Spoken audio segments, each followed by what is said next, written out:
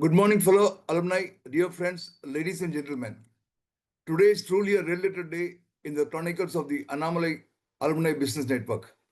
With immense pride and joy, we celebrate a magnificent milestone, our 225th Sunday webinar. What began as a humble initiative has grown into a powerful platform for learning, sharing, and transformation. This number is not just a statistic, it is a symbol of our unwavering commitment to knowledge and community. Each week, we have gathered to explore ideas, challenge perspectives, and grow together. And today, we mark this milestone with a session that could not be more timely or relevant. To commemorate this special occasion, we are honored to welcome one of the most inspiring self-made icons in the field of criminology and cyber forensics, Dr. S. Latha. Dr. Latha currently serves as the director of the Center for Cyber Forensics and Information Security and professor of criminology at the University of Madras. With over 20 years of teaching and 27 years of research experience, her contributions to the field are both pioneering and profound. Her academic journey from chemistry at Presidency College to multiple advanced degrees in criminology and cyber forensics is a testament to her relentless pursuit of excellence. She holds a PhD in criminology, several diplomas including cyber law and IPR, and is a certified hacking forensic investigator. Dr. Latha's impact extends far beyond academia. She has authored 12 books and over 76 scholarly articles, directed research projects in criminology, victimology, and cybersecurity, delivered 200 plus keynote addresses, inspiring thousands of students, introduced groundbreaking programs for prisoners and transgenders, drafted national level frameworks for online safety and digital evidence, represented India in international forums across Asia, Europe, and Australia. Her leadership in establishing cyber forensics education in India, well ahead of its time, is nothing short of visionary. She is also a founding member and current executive board member of the Asian Criminological Society and serves as president of its Indian chapter. Beyond her accolades, Dr. Latha is a passionate advocate for youth empowerment, gender equality, and crime prevention. Her work with NGOs and law enforcement continues to shape safer communities and a more just society. It's a privilege to have her with us today to speak on a topic that affects each of us in this digital age. Be CyberWise, protecting data, devices, and dignity. Please join me in giving a warm and enthusiastic welcome to Dr. S. Latha. Before we begin, a heartfelt thank you to Mr. Suresh Mariasalam for graciously connecting us with Dr. S. Latha. His thoughtful gesture has made this milestone session even more meaningful. We deeply appreciate his continued support and commitment to the AABN community. Thank you. And over to you, Dr. Latha.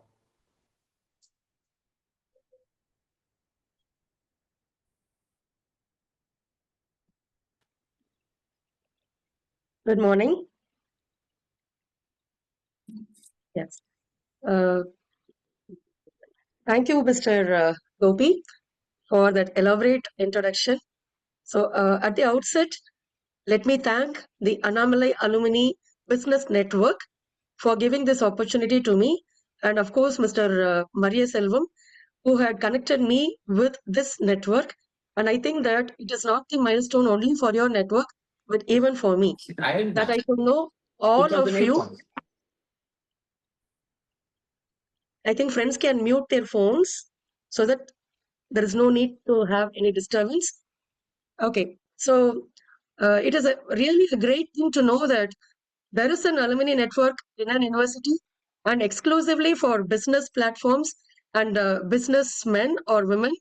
And that network is also celebrating their 225th online webinar, and that is 225th webinar on Sundays. You know, like Sundays dedicated to family itself is a great thing for many people.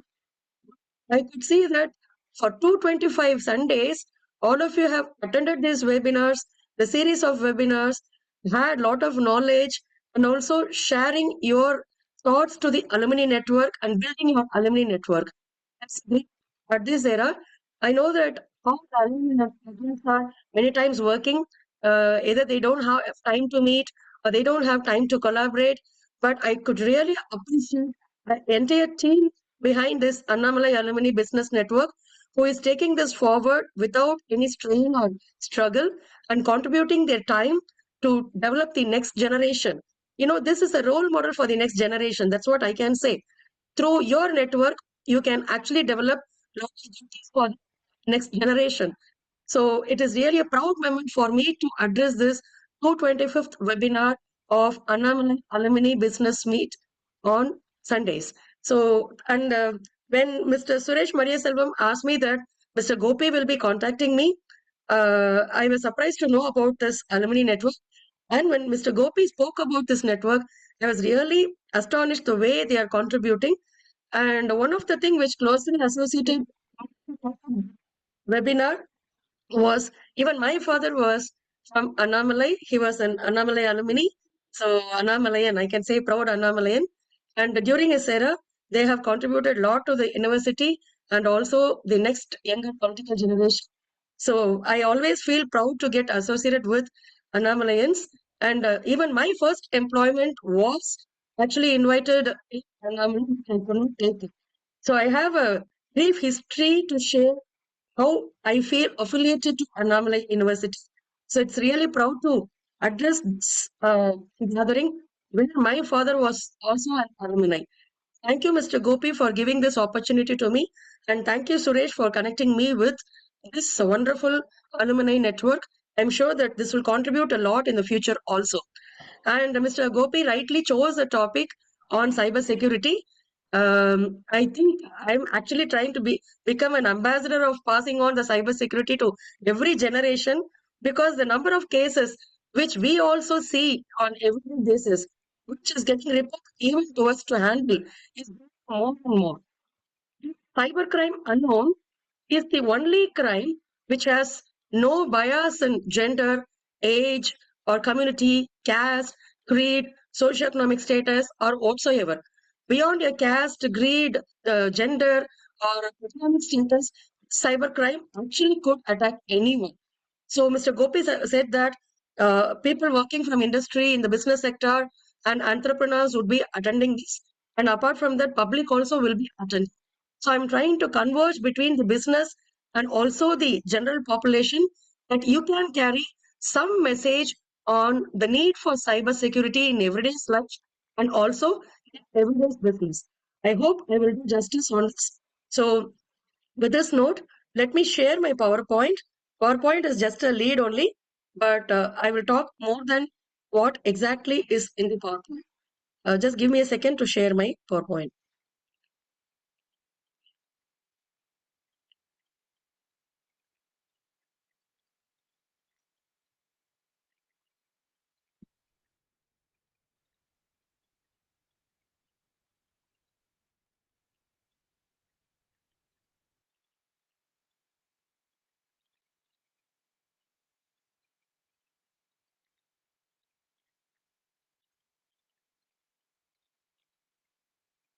Is it visible?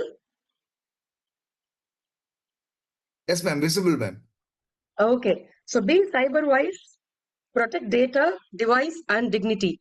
Very wonderfully chosen topic by Mr. Gopi. So in this era, it's definitely wiser enough to be safe in the cyberspace.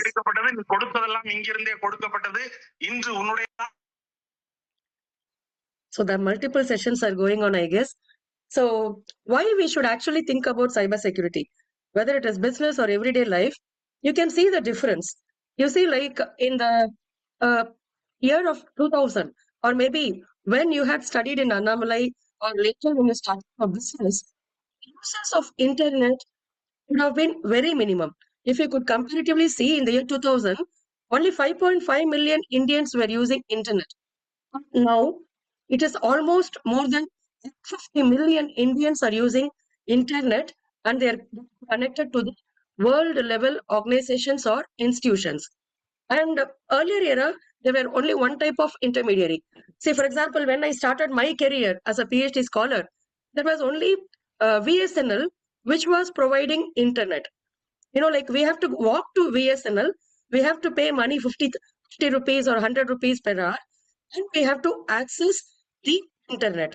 And also there were very few social medias like Yahoo or Hotmail, like that. But the social medias grew like anything. But we see now, in this era of almost 2025, it's multiple intermediaries.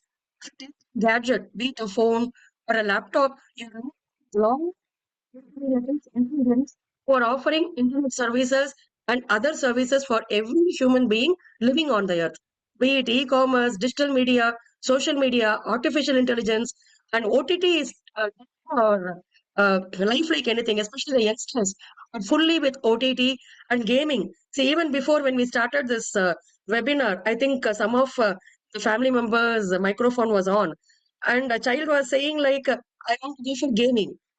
So the word, a buzzword of the youth now. So you have multiple intermediaries, but we don't know how intermediaries and what they are offering, what is the benefit out of it, what is the negativity out of it. So we are not able to come to a conclusion on any of these things. Speaking with you now, we have social media applications rolling on the internet. And these thousand social media applications are in India, different countries. So if anything happens, social media actually occurs. So this is a billion-dollar question. Similarly, like cross social media attack, cross social media network attack. That's also becoming an era. Okay, so the number of intermediaries are going high. The number of users of internet is going high, and you also and illegality. So that's how internet and social media and other platforms in the cyberspace is growing in the coming era, and we can't avoid cybersecurity while we use all these internet, social media platforms, OTT platforms, or e-commerce sites, or related to network. We can't definitely avoid cybersecurity. See, you can see digitalization is the buzzword in this era. 21st century is full of digitalization. So this digitalization changes everything. So where all we have launched digitalization, it's not only your office computers, it's not only your business network, but everything at home is also now digitalized. I think many of you should be using this Eureka Forbes vacuum cleaner, which is robotic, and also you should be using a smart AC. You should be using a smart fridge. So it's becoming smart and smarter and smart digitally. So digitalization is changing everything in business. Now business is loaded with digitalization. So whatever you want, just in a fraction of second, you can do your business use digital gadgets. So everything digitalized, and it is transforming the world like anything. The transformation of world through digitalization is really amazing. And the negative about digitalization today, if you take it positively, it's amazing globe changing to digitalized world. No more is going to be in a greener world. We are going to be in the digitalized world. So, in the digitalized world, how we have to act, what we should know is very essential. It's not that simple like you buy everything at your home, keep it everything at your home, like as you keep things at your home.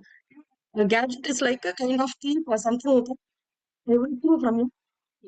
You buy every digital gadget, you use every digital gadget, and you don't know about cybersecurity, then that is going to take a toll in your business life, in your career, or in your personal life in the coming era. So, once upon a time, we were using a normal broom. Once upon a time, we were using a normal fan. But even now, the fan has become very smart. You can switch off the fan, keep the fan, or everything using a remote, and even your broom has become a very smarter one. So when the gadgets are becoming smarter, you should also equally become smarter in using the gadgets wisely and safely. So that word I need to give for everyone who is starting their business, who are new entrepreneurs, or even who are running their businesses. So the first very thing when I talk about cybersecurity everywhere, which I used to say is, if any one of you think that 100% cybersecurity is possible, then it is the greatest myth of the world. 100% cybersecurity is not at all possible. 100% cybersecurity is not at all possible. So someone will ask me, ma'am, I'm using Apple iPhone, or I'm using this phone, or I'm using this particular social media. Am I safe? I will say that anything in the digital space cannot be 100% safe. We cybersecurity professionals or the related domain professionals, we at least 80% safe for you. Any trouble for data loss or any kind of crime in your day-to-day life and your business. And also we try to educate. But 100% cybersecurity is not at all possible because cybercrime involves two things. One is technology and the human. We can guard the technology. For example, I can guard this computer that it do not get into any malware or it actually do not share the data with anyone. It is secure, safe. So I can definitely safeguard the technology. I can safeguard my laptop. I can safeguard my mobile.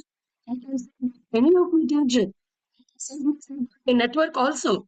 But unfortunately, there is another element sitting in making and breaking of cyber crimes and cyber laws.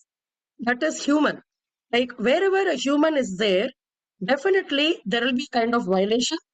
And in the case of cyberspace, we have a lot of cyber security threats and cyber crimes, not because of the technology itself. We can create the technology 100% safe, that a human being is interfering while making the technology and also breaking the technology. 100% cyber security is a myth. I'll tell you an example. All of us are using Microsoft Office, or all of us are using a mobile phone, right? So, mobile phone, one of us get a kind of software update notice. I don't know how many of you actually update your software. Listens to that you don't update your software. One is like you update your mobile software because it slow down your mobile or gadget. So the moment I update, it will be slow down. The second reason being you're ignorant. You're ignorant of updating the software. And the third one being you don't know how to update the software. Though there is a notification coming out from your phones, you don't know how to update your software. Any of these three reasons, I can say that why do we actually update our software? Why do we update our operating systems? For example, Microsoft Office. Microsoft Office, when I started my career, it was not even available. When I started my career, it was actually DOS platform, wherein you have to feed your command and you have to get things done. But later, we got Microsoft Office 1, and now we are actually in XP being. What is the need for any operating system or software provider to keep updating their software? Do you see any major change while you update your software? Probably here and there. In the case of phone, your camera will be upgraded, or a small thing upgraded. Your display can be updated, but the main update, every software provider or every operating system provider do us for us is providing a cyber security update. Most of the software updates comes with some added cyber security to patch some vulnerabilities which they have found in their operating system or the phone software while it was in use by the public. Right? So while Microsoft launches some version or an Android provider, be it OnePlus or Samsung, when they actually make to be used by the customers, find that there is a kind of security labs which they have to patch, and they come out the security patch with a kind of updated software. And unfortunately, we don't actually update the software. So a software is created, an operating system is created, technology is created. We can secure the technology, software, or any kind of gadget, but it is difficult to secure 100% because where there is a human being, and the human being, while creating a software or an operating system, will equally create some damage also in that either they make money out of or either they gain some out of. And 100% cyber security is not at all possible. If any seems that I'm having this gadget, I'm using this gadget, I'm using this platform, so I am 100% secured. I can say that you're not 100% secured. While you're using your digital gadget, always you should have it in mind that there is a possibility of your data getting compromised, victimized for some kind of cybercrime or cybersecurity attack. And you have to use the cyberspace or any of your gadgets very wisely. ആ So what should I ആൺകുട്ടികൾ do? Book വായിക്കുന്നത് കണ്ടിട്ടുണ്ടോ? So what should I do? Yes, ma'am, you're saying that 100% cybersecurity is not possible. What should I do? On the first hand, know the gadget whichever you're using. That is very much missing among the users, right?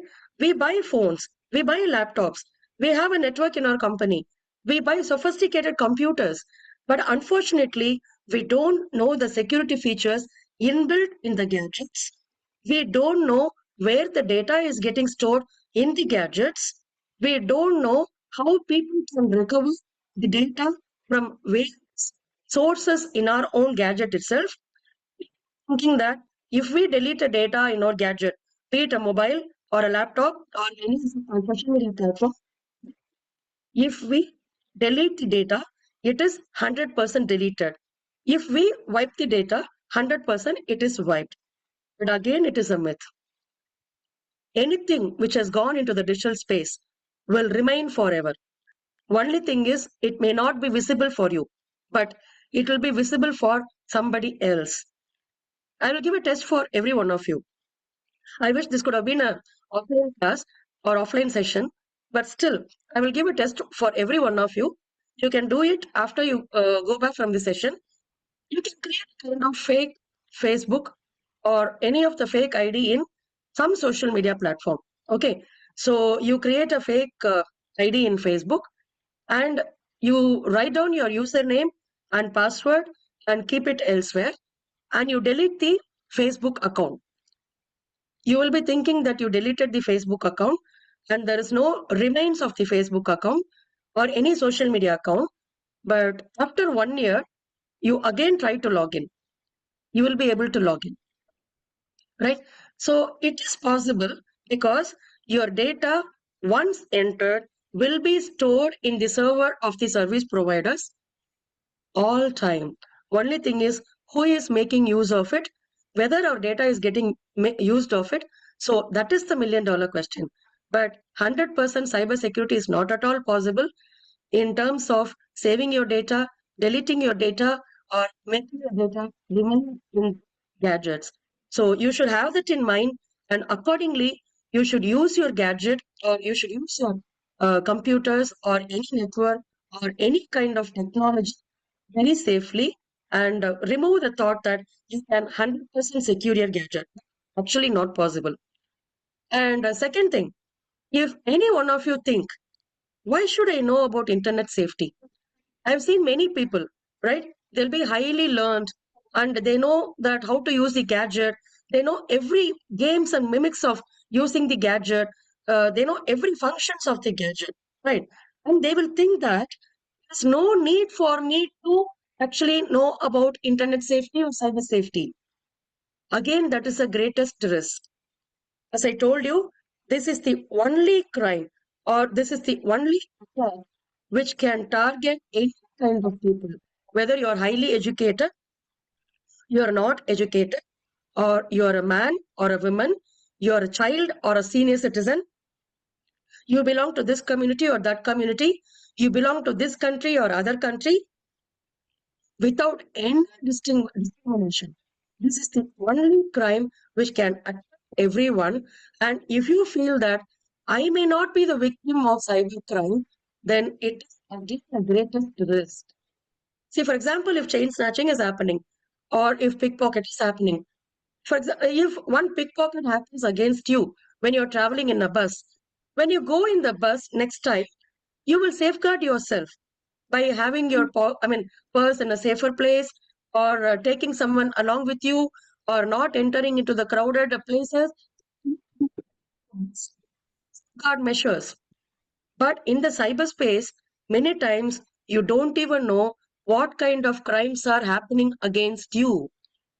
And that is the reason, never believe that there is no need for me to understand cyber safety. There is no need for me to use cybersecurity measures in my business or industry. In fact, I've seen a lot of startups, the startups are hesitant to invest in cybersecurity.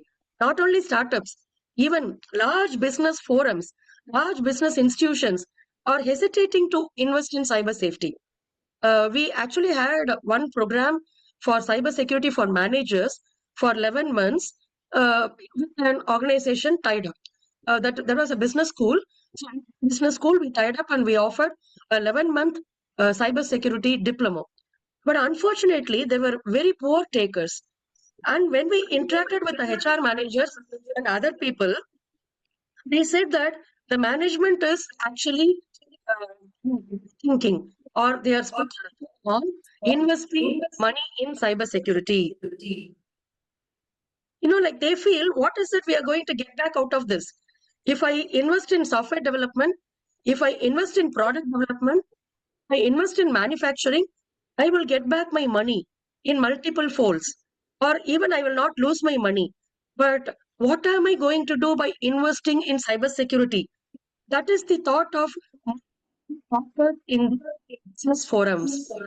They don't understand the risk involved in their own businesses because of cyberspace that they are using.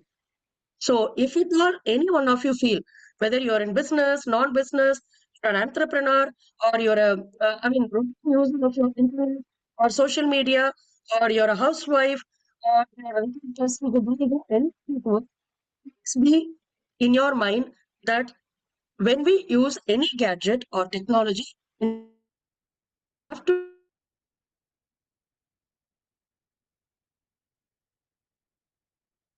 family second, safeguard Ma'am, any one second, data ma'am. which were, Ma'am, one second. Ma'am, one yeah, second. Ma'am, your yes. voice is breaking, ma'am. Is my side everything is okay. Okay. Let me have a check again. No, ma'am, we're having continuous interruptions and a lot of voice breaks. So I'm sure even if something is wrong, all of us are finding the same. So can you please check? Yes, 1 second.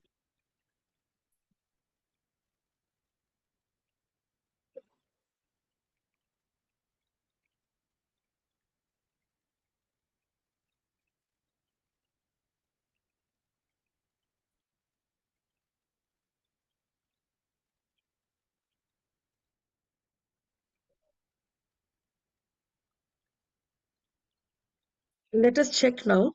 I have changed the internet connection to different platform, and let us check how it is helping out. So I don't need to know about cybersecurity, or never think that you don't need to cybersecurity in any of your organizations or even at your home. At your home, you need to invest money on cyber safety.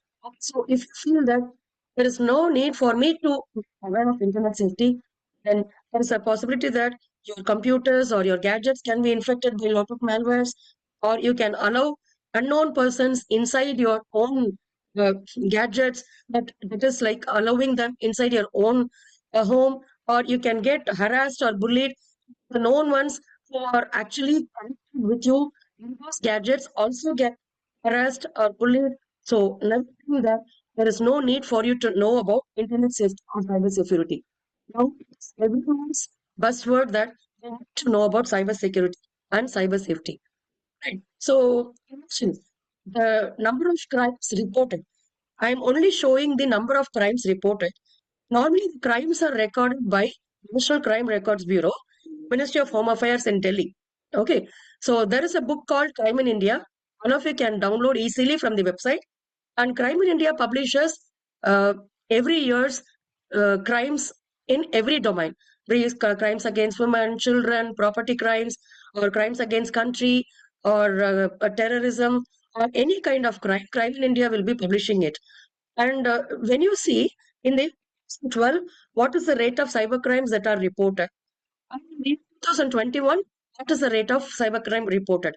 And even in the first 2025, we got almost 10 times more than what you are seeing now reported to the police. And mark my word, I'm only talking about the reported crimes. In criminology and victimology, we have a concept called dark figures. Those crimes which are not reported to the police. What you are seeing here is only that is reported by police. When I started research in this field in the year 2004, I got data. That's the first time our government is coming out with the cybercrime police station or cybercrime wing in the police. The Information Technology Act came into practice, and the first ever year they collected data from the cybercrime wing, find that most of the crimes were actually committed by ex-boyfriend, ex-girlfriend, or ex-husband, ex-wife. Now, only in India we will bother about ex. In other countries, we will not bother about ex, whether it is ex-employee or ex-employer. So we bother about the exes always, we keep following like, oh, without me, will you flourish? Or without me, can you run can you run your business? If I go out of your company, then your business will be at loss. Have the same feeling. So most times reported now are by ex-boyfriend, ex-girlfriend, ex-employee, or disgruntled employee, or even ex-employee. But we that now the other types of crime is also growing like anything. And imagine these are reported crimes, which is not even 20% of the crimes which is happening in the world. I will tell you, in one of the states, even in the first quarter, more than 1 crore cybercrime cases were reported to the police. And unfortunately, they could not record all these cases. They handled some and they did not handle some. And even the commissioner itself gave open declaration that this 1 crore cybercrime cases were not able to be registered by us. Even in some cases, we could not even file CSR. We only spoke to the victims and tried to convince not to file the crime because investigate or collect evidence. So the unreported crimes are growing, and companies, industries, most of the time they don't go and report the crimes, which is actually very bad. If any crime happens, should be reported. Only then it is possible for the police to monitor the criminals, stop the crime happening to other people or to you. Otherwise, crime can repeatedly happen to you or to anyone, unlike other crimes. Unfortunately, the corporates and industries do not go and report the crimes to the police because they will lose their reputation. For example, if a company loses crores of money out of cyber attack, if it is known to the world, then there is no trust on the company. So the companies are afraid out of losing their reputation, and most of the time they don't go and report to the police station. So they opt their own mechanisms to solve the crime or to safeguard themselves in future. But imagine the level of growth of cybercrime without, maximum not getting reported and only minimum getting reported. So more than every crime, now cybercrime is actually going to take the world in the future. And I can say all the conventional types of crimes have now moved into the contemporary form of world called cyberspace. All the conventional criminals, all the conventional violators have now moved on to the cyberspace, starting from your theft, burglary, robbery, rape. Now, rape has become virtual rape, right? So, rape, harassment, or terrorism, cyber terrorism is more like anything. Like they say, the world war is going to be not man to man war, it is going to be cyber war. In fact, you could have seen that as an example, pinch example from our own Pakistan India war, which happened recently. When the whole world was witnessing the war, which is happening manually. We could all see drones flying, and imagine how drones can be attacked by our enemy countries. The possibility of attacking drones are very high, and also while the drone attacks were happening, there were cyber attacks between these two countries. Pakistan was trying to attack our Indian country's websites, uh, infrastructure websites. Our people were trying to attack Pakistan critical infrastructure attacks. Right? Critical infrastructure attack is one of the serious type of attacks in industry or government or anywhere. What is critical infrastructure? Everyone is getting water smooth today. Everyone is getting electricity very smooth today, right? Imagine if you don't have electricity for 72 hours, like the situation of flood or anything, what will be the situation? And at least we can, in our country, we use electricity only to 50%. There are many countries where they depend on electricity for everything. Imagine electricity being a critical infrastructure to a country is getting stopped, or critical infrastructure to a company. Electricity is a key infrastructure for a company, right? And every company has their own critical infrastructure. For example, if a car company, like what are the critical infrastructure they have? A tire is critical infrastructure. A steering is critical infrastructure for them. The body is very critical for them, because if the body is not stable, then the review of the public will be very poor, right? So every critical infrastructure is very important. But imagine, like, in the coming era, the target of the cyber criminals will be the critical infrastructure, be it a country, or be it a company, or be it your own home. So in the war, you could see, like, there were a lot of cyber attacks between country. We only saw the war. But if imagine if the war is going to be full-fledged war, what is going to happen? In fact, many of you might not be knowing that there are cybersecurity attacks by enemy countries in parts of the world. Every country attack their counter countries. Even in our own place, there was a blackout of power in one of the states. I don't want to name the state or so, because it is getting recorded. So, state, there was a power blackout for at least 78 hours. And like, the moment there was a power outrage, what the people will do, they will go to the transformer, they will check it up. They'll go to the cable, they will go and check it up. So they did everything, and they found that nothing is wrong in any of this infrastructure. And it 40 hours for them to identify that the problem is not from any of these structures, but it is from the server, which is distributing power to various sources. It was attacked by a malware, and then they identified the malware, and the power came in light, and they could not figure out what is the reason for such a malware getting injected, whether it is accidental, or whether it is a kind of cyber attack. This is only one example I'm saying, but we are seeing lot of cyber attacks happening by enemy countries, by terrorists, and everyone. These crimes are not getting reported at all. So if at all you have an industry, if at all you have any kind of work which is related in your own industry, you have to safeguard them. You can't say that I don't need to have cyber security in my country. I don't need to have cyber security measure in my industry. You can't say. Startup. I mean, lot of startup or entrepreneurs can't invest in cyber security. So, what would be the best solution for that? Now we have the concept of virtual CISO. CISO is Chief Information Security Officer.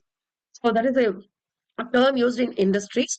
So at all, any entrepreneur or any startup company must invest more security in manpower, hire virtual CISO.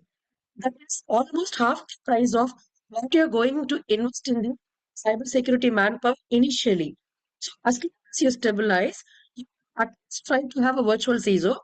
It's provided a lot of agencies, a lot of virtual CISOs, right? So remotely, they can monitor your security setup and then they can help you to overcome what kind of cybersecurity threat. And they can also provide you manpower when it is needed.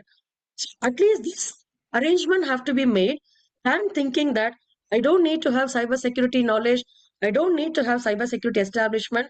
Never think so. You can see the growth of cyber graph itself, which is with only 2% of cyber crimes reported in our country. As I said, most of the corporate industry crimes, most of the personal crimes are now reported to cyber crime police, right? Only people complain when there is a mobile theft. In fact, I will say so many people don't even complain that mobile theft. Whether it is a mobile theft or gadget theft, get gadget or not, you have to report to the police, because the chance of your mobile getting misused is very high by criminals. I'll tell you one example. One of the bank in Mumbai, a person, he actually saw that there is a lot of withdrawals from his it's lot of withdrawals from his account, and he was really shocked that he lost more than a few lakhs from his bank account. Like banks also have a lot of threats because of cyber attacks. While I can speak about 101 cyber attacks in every industry, banks and manufacturing industries are now targeted by a lot of cyber criminals. And in this bank attack, what has happened is this person is losing a lot of money from his bank, even without his knowledge or even without his approval. So he was very shocked, and he went and saw in the bank and saw that every credential of it is actually correct. And the worst part is he didn't use social media at all. So he went to the bank and said, I don't use any social media. I don't use any net banking or any form of online transaction like GPay or PayPal or so ever. How come my money is actually getting uh, by somebody? Then later realized this person had given a particular mobile number when he was opening an account in the bank, and later he switched over the mobile number, and this particular mobile number was issued after 90 days, or they have a cooling period. After cooling period, the number will be given to somebody else. Right? So what happened? Like after that, a person got the same number, and all the transactions which this one was doing was actually getting reported to that person's mobile number, and that person saw they had huge money in the account. So he created an internet bank using that particular mobile number and started withdrawing money. And he went to the bank. Again, the bank employee itself, it's going to be different. That's a different story. But imagine when you lose your mobile phone, when you lose any of your gadget, or your industry on your phone, it's connected to your finance, or which is connected to any of the businesses in your industry, or any of the network which is tampered or damaged, you have to report to the police that somebody else will not be misusing it. So you should have it in mind that what profession you are, or whatever be the status quo of your living now, please know about the minimum cyber security measures, because it's for the cyber criminals to commit crime. You can see here, like cyber crime is easy to be committed. There is no need for physical contact first. The main reason that cyber crime is becoming very rampant and easy is anonymity. You will never believe in most cases the person sitting next to you in the office will be committing a crime against you and your own office. I've seen a lot of cases where a person sitting next to you doing the same for their own institution. They want to damage the institution, they want to damage your reputation. So anonymity is the key word. You don't know who is sitting on the other side. See, now I'm speaking with you. I think around 100 people are there, except Mr. Gopi and few of them who are there in the profile. I don't know who you are. I don't know with whom I'm speaking. I don't know whether you're listening. So anonymity, which makes everyone invisible, and the cyber criminals also invisible. is making them to commit crime. And similarly, no need to invest money. For example, chain snatching should happen. You could read in the newspapers about chain snatching. You will find it interestingly, snatching or pickpocketing will not occur every day. It will occur in a series of time. For example, 3 months there will be huge chain snatching incidences, and there will be a cooling period. And again, chain snatching will happen. Even chain snatchers or pickpocketers, if they are not absolute criminals, they will invest time to know about victim. They will study the victim. They will find a suitable target. Maybe someone going to buy a milk pocket around 5 o'clock and having their personal mobile phone and also money with them. Which lady is going to pick up their child from school around 12 o'clock and again not cautious about the road etiquettes and using the costly mobile phone or wearing a costly, value of jewels also. So also target, they have to invest a lot of money.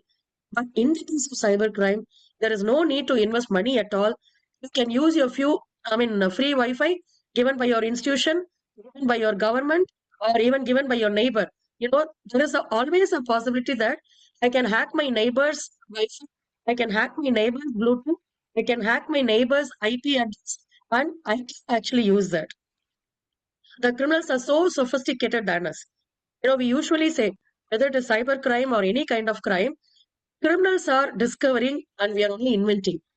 It's law enforcement or criminologist or any set of people who is investigating the crime are actually discovering and we are only inventing. They have more sophisticated gadgets than us. They know better technology than us. They have lot of tools. Now the tools are very much rampantly available for $10 in dark markets. So, commit a crime with small investment and with greater anonymity. And you also have policing inside the cyberspace. So, it is very easy for the cyber criminals and they opt for cyber crime activity in the social media pages or in the gadgets or e-commerce platforms or against industries to loot out money. So they are techniques to make money and data and profit. So the mantra which I can say, the first mantra which I said is, don't believe that 100% cybersecurity is possible. There is always a risk in the digital gadgets, whichever you're using. So be 20% and use the cyberspace or gadgets or technology wisely. And second thing I told is everything deleted or wiped in the gadget or whatever be the space you are using is not 100% wiped available. And the thing which I will say is cybersecurity attacks. It is always better to prevent attack happens. Prevention is better than cure because if if your company's website is compromised, if your industry's data is compromised, the loss will be huge on you. And if your personal data is actually compromised, you're losing a lot of reputation and finance out of it. So of course the police will come. Of course there are a lot of investigators. But before anything happen, the cyber criminals can use the data, can use the resources, and they can create larger damage than you can imagine. So it is always prevention is in case of cyber security attacks and cyber crimes. So in industries, what will happen if a cyber security attack happens? You will have increased risk of cyber attacks. Once a cyber criminal identified a weak spot in your network, he will try to use it more and more. And you know that there is a cyber security attack happening, and you know that there is something lost from my own company.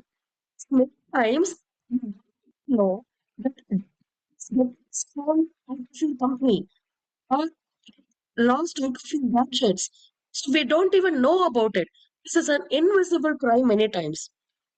See, when a murder happens, you know. When a rape happens, you know. When property of yours is physically lost, you know.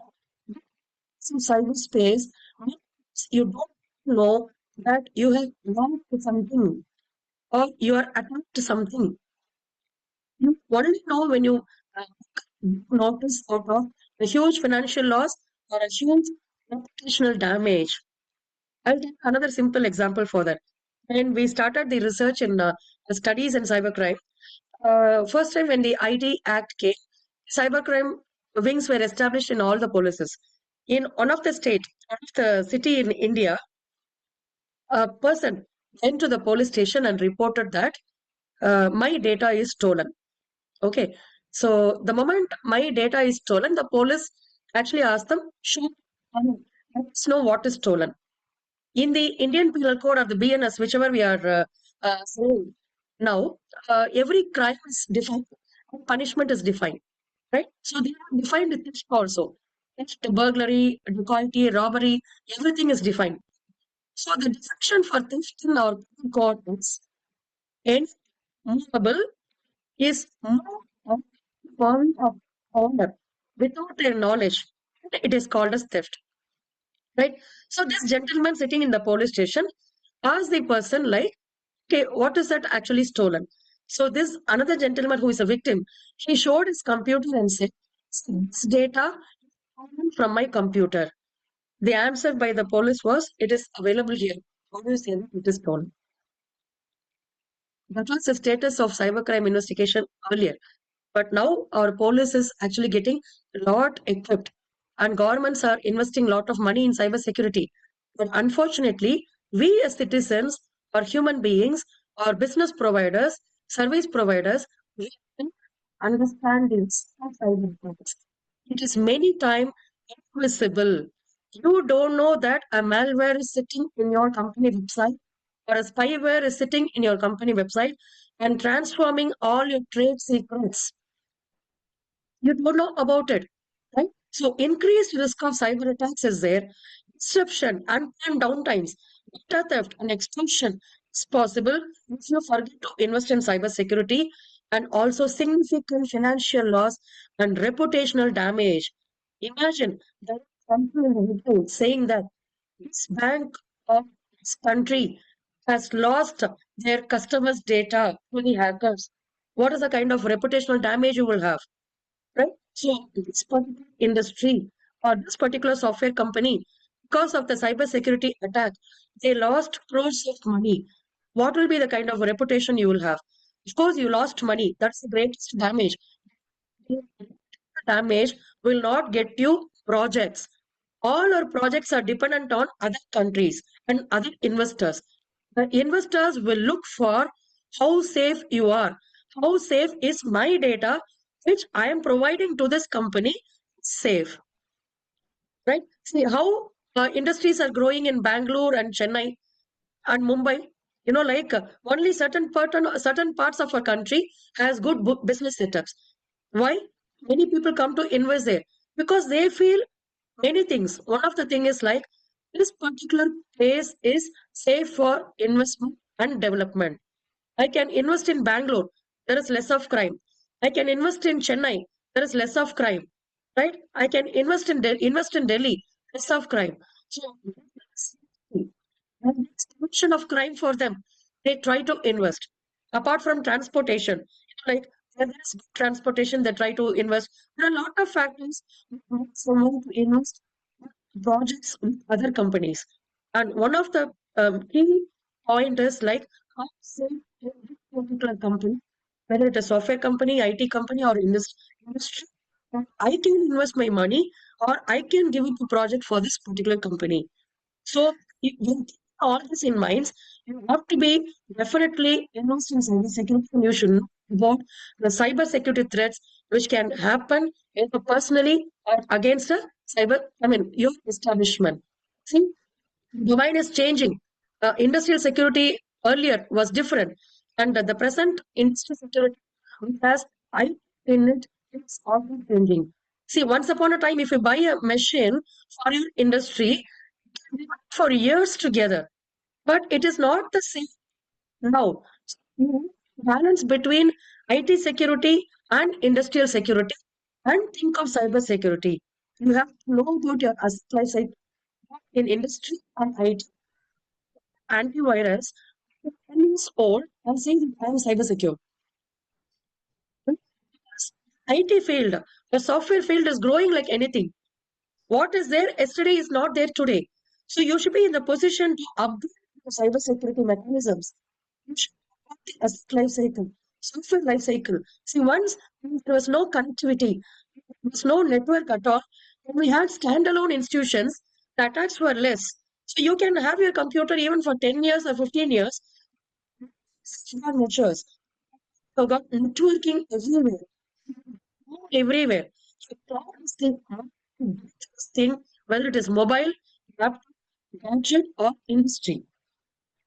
The cybersecurity attacks in cloud is very easy. Data from a cloud is very easy because the cloud is actually not managed by you. The cloud server is managed by somebody else. And the somebody else, if compromised, your data will be compromised. Right? So you have to know about the asset life cycle, software life cycle, options to add security in your software, and that and characteristics of heterogeneity in the industry growth nowadays, and major protection concepts which is applicable for your industry, both from the conventional industry type and the present IT security type. Right? The security needs of industrial control systems differ greatly from those of office IT, but you have to balance between these two and devise your cyber security mechanisms. At least every industry person or every service provider or every business person should have risk analysis and management. It is done by service providers. Risk analysis and risk management is done by a lot of service providers in cybersecurity industry. So you should actually have a risk analysis assessment of your own company. You should look at the assets in your own company, classify the assets based on the risk, low risk, high risk, and medium risk. And you have to know about asset classification. Which asset is accessible by whom? Risk should go for control. Access controls of different level of risk.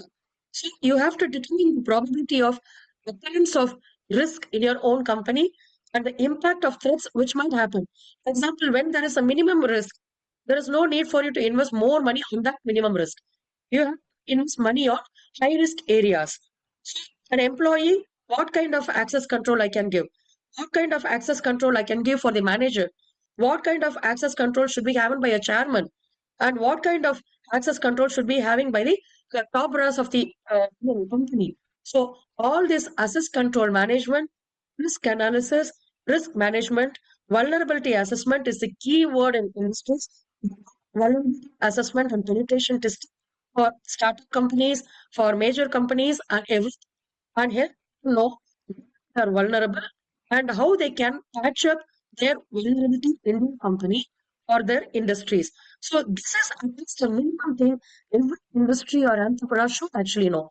See, of the industries, whether it is oil industry, banking industry, IT industry, tech industry, or production industry, manufacturing industry, it has a risk of cyber security attack.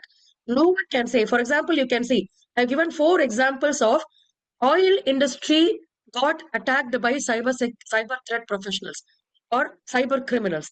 Right? In 2021, it's a Colonial Pipeline attack. And what had happened?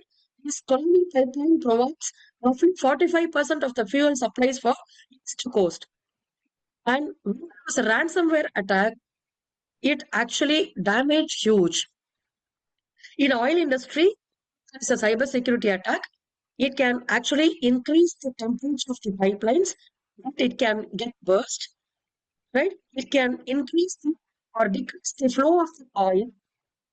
It will damage the business. So anything might happen. Increase the thermal temperature, increase the gas flow, or increase the or also potential monitoring parameters. For example, you have got DCS parameters and CCTV parameters in your oil company. It can actually damage. You can see this Turkish pipeline incident happened in 2008. In 2008, hackers blew up a section of a Turkish oil pipeline. The control room console indicated normal operation, but it was actually disrupted by the hackers, that they could not see through the CCTV because the CCTV was damaged, and the people sitting in the top brass were believing that your endpoint was working perfect, but the endpoint damage was huge. And in one of the cases, in some of the companies, a lot of alarms in the industries that can damage the servers, and um, alarms keep alarming for a longer time, that it will create a panic. So whatever be the industry, whether it is oil industry or bank industry or any industry for that matter, you can see telephone industry, even in e-commerce and telephone industries, or now the 2G, 4G or 5G, whatever be the service providers or internet service providers, they're also under huge attack. Frauds are another huge thing which is happening. Like without even your knowledge, lot of telecom frauds are happening against you. If you start telling example, you will think, oh, it's happening to me, kind of fraud. That is what you will actually say. Right? So telecom frauds can happen against the customers, against the telecom providers, or against the telecom providers. But you can see, for example, we'll be using ACT, we'll be using CherryNet. So CherryNet will be slowly slowing down, and we will see that we can't use CherryNet. So feel that ACT is actually getting interfered. So feel that BSNL is getting interfered. So there is a possibility of attacks on all these things, and I can slow down the process, that I can damage your name, and the customers will not opt for you. So everywhere there is competition, right? Whether it is telecom industry or medical industry, the health industry is going to face the greatest threat in cybersecurity. I'll tell you one of the cases. See, many of my students are working in a lot of industries, and they're also working in health industries. So one of my student who is working in a top hospital elsewhere shared one of the incident. All of us go to the hospital for various reasons, and when we go to the hospitals, you'll have a lot of tests happening against us. Like you'll have radiography, you'll have X-ray test, you'll have CT scan, MRI scan. So, and later, depending upon the issue, you'll have different types of tests happening against us. The cyber security attacks can happen on any of these infrastructures which actually help testing a human being. Radiography machines are highly attacked by the cyber criminals. X-ray machines are highly attacked by the cyber criminals. In this case, the person shared with me that a patient went inside the CT scan machine or MRI scan, which is which will have a tray inside the machine. And after the scan is done, the machine will come out. So this is the kind of machine MRI as a CT scan. So the patient went inside the machine. After the scan, the tray is supposed to come out of the machine. That is the procedure. But unfortunately, the tray could not come out of the machine. Imagine some of us could have already undergone such tests. The huge sound which these machines are actually showing. The way we will get panicked, right? We want to come out of the machine immediately. In this case, the tray remained in the machine itself, and it got closed, and the patient was not able to be taken out. When they tried all the measures to open the tray, there was a message to them saying that your infrastructure is attacked by us, and you have to pay this much of bitcoins as ransom as in cryptocurrency. Unfortunately, before they patch up this ransomware, the patient died inside the machine. And in one of the cases, in one of the very top country who claims to have all facilities, they performed bypass surgery on a lady, right? And unfortunately, the lady died. The surgery was actually carried out by a robotic machine. When I went for an eye surgery, when a particular hospital said that we can do robotic surgery, I refrained from opting it because I never believed on our electricity or any of our infrastructure. I felt, no, I will not go for robotic surgery. And in this case, where I learned the top hospital in the world, where the lady was taken for bypass surgery, the surgery was mal done by the robotic machine, right? The robotic machine functioned a mal surgery on the, uh, patient, and the patient collapsed. And later they found the competitor hospital. Every field has competition, whether it is education, health, or politics, or anywhere you have competition. So the competitive health industry service provider attack the server of the all machines, whether it is robotics, whether it is AI, whether it is metaverse, or whether it is quantum computing. We speak only about servers, right?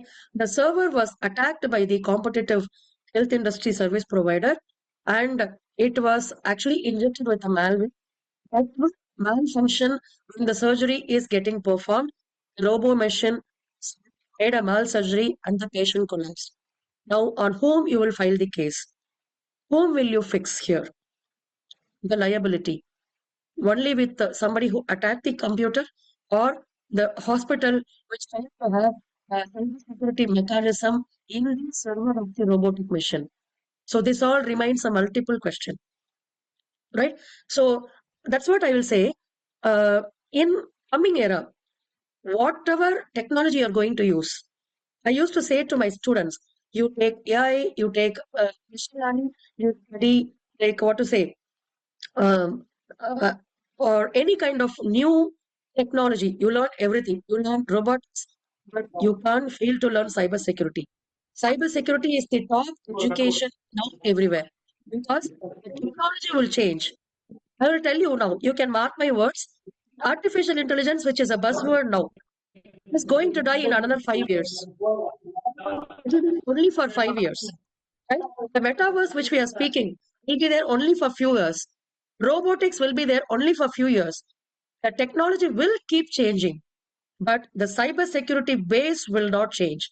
So if anybody opts to cyber security, I can say 100% without any doubt, you can go and study. Similarly, anybody having any industry or any gadget, you should understand every industry is potential to get attacked. Right? So you have to be very careful that loss of services can lead to inability to function properly. So whether it is power or everywhere.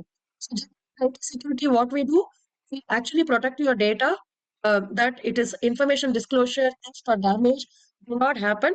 We provide IT security perform, we protect the organization's ability, we enable the safe operation of applications, we protect the data of the organization in all angle, and we safeguard you. That is what is cybersecurity. So features of cybersecurity is confidentiality, integrity, and availability. CIA triad. That's what we will call. So I can explain in multiple examples, but I have a lot to discuss with you. So the key feature or the key concept of security or cybersecurity is maintaining confidentiality, integrity, and availability.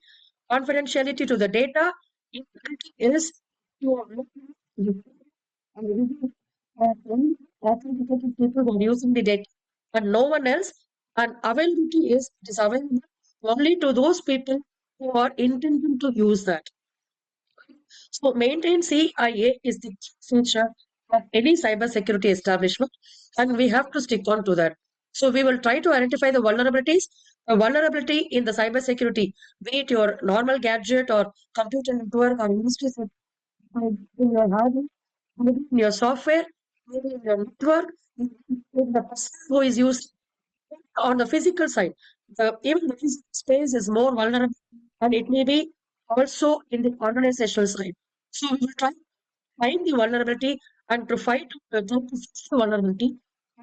The aim of the cybersecurity professionals, identifying the vulnerability, we will identify the threats. There are a lot of threats that is possible because of the vulnerabilities. Your company or your personal space is actually happening. You can have spams, cookies, widgets. You can have a lot of malwares. You can actually have shoulder surfing.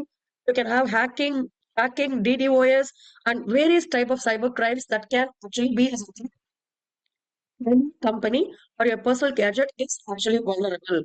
Right? So, for example, denial of service attack. Imagine a bank is working, and suddenly, whenever we go to certain banks, I don't want to name the banks, and the website of the bank will be like server down.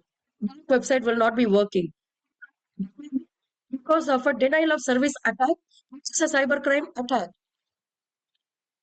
Provider for long years malfunction suddenly will not work properly because of denial of service attack.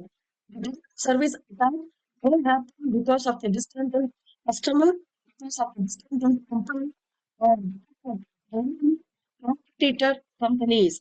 So in bank, a bank website is actually designed to only answer for a few thousands or few lakhs of queries, right?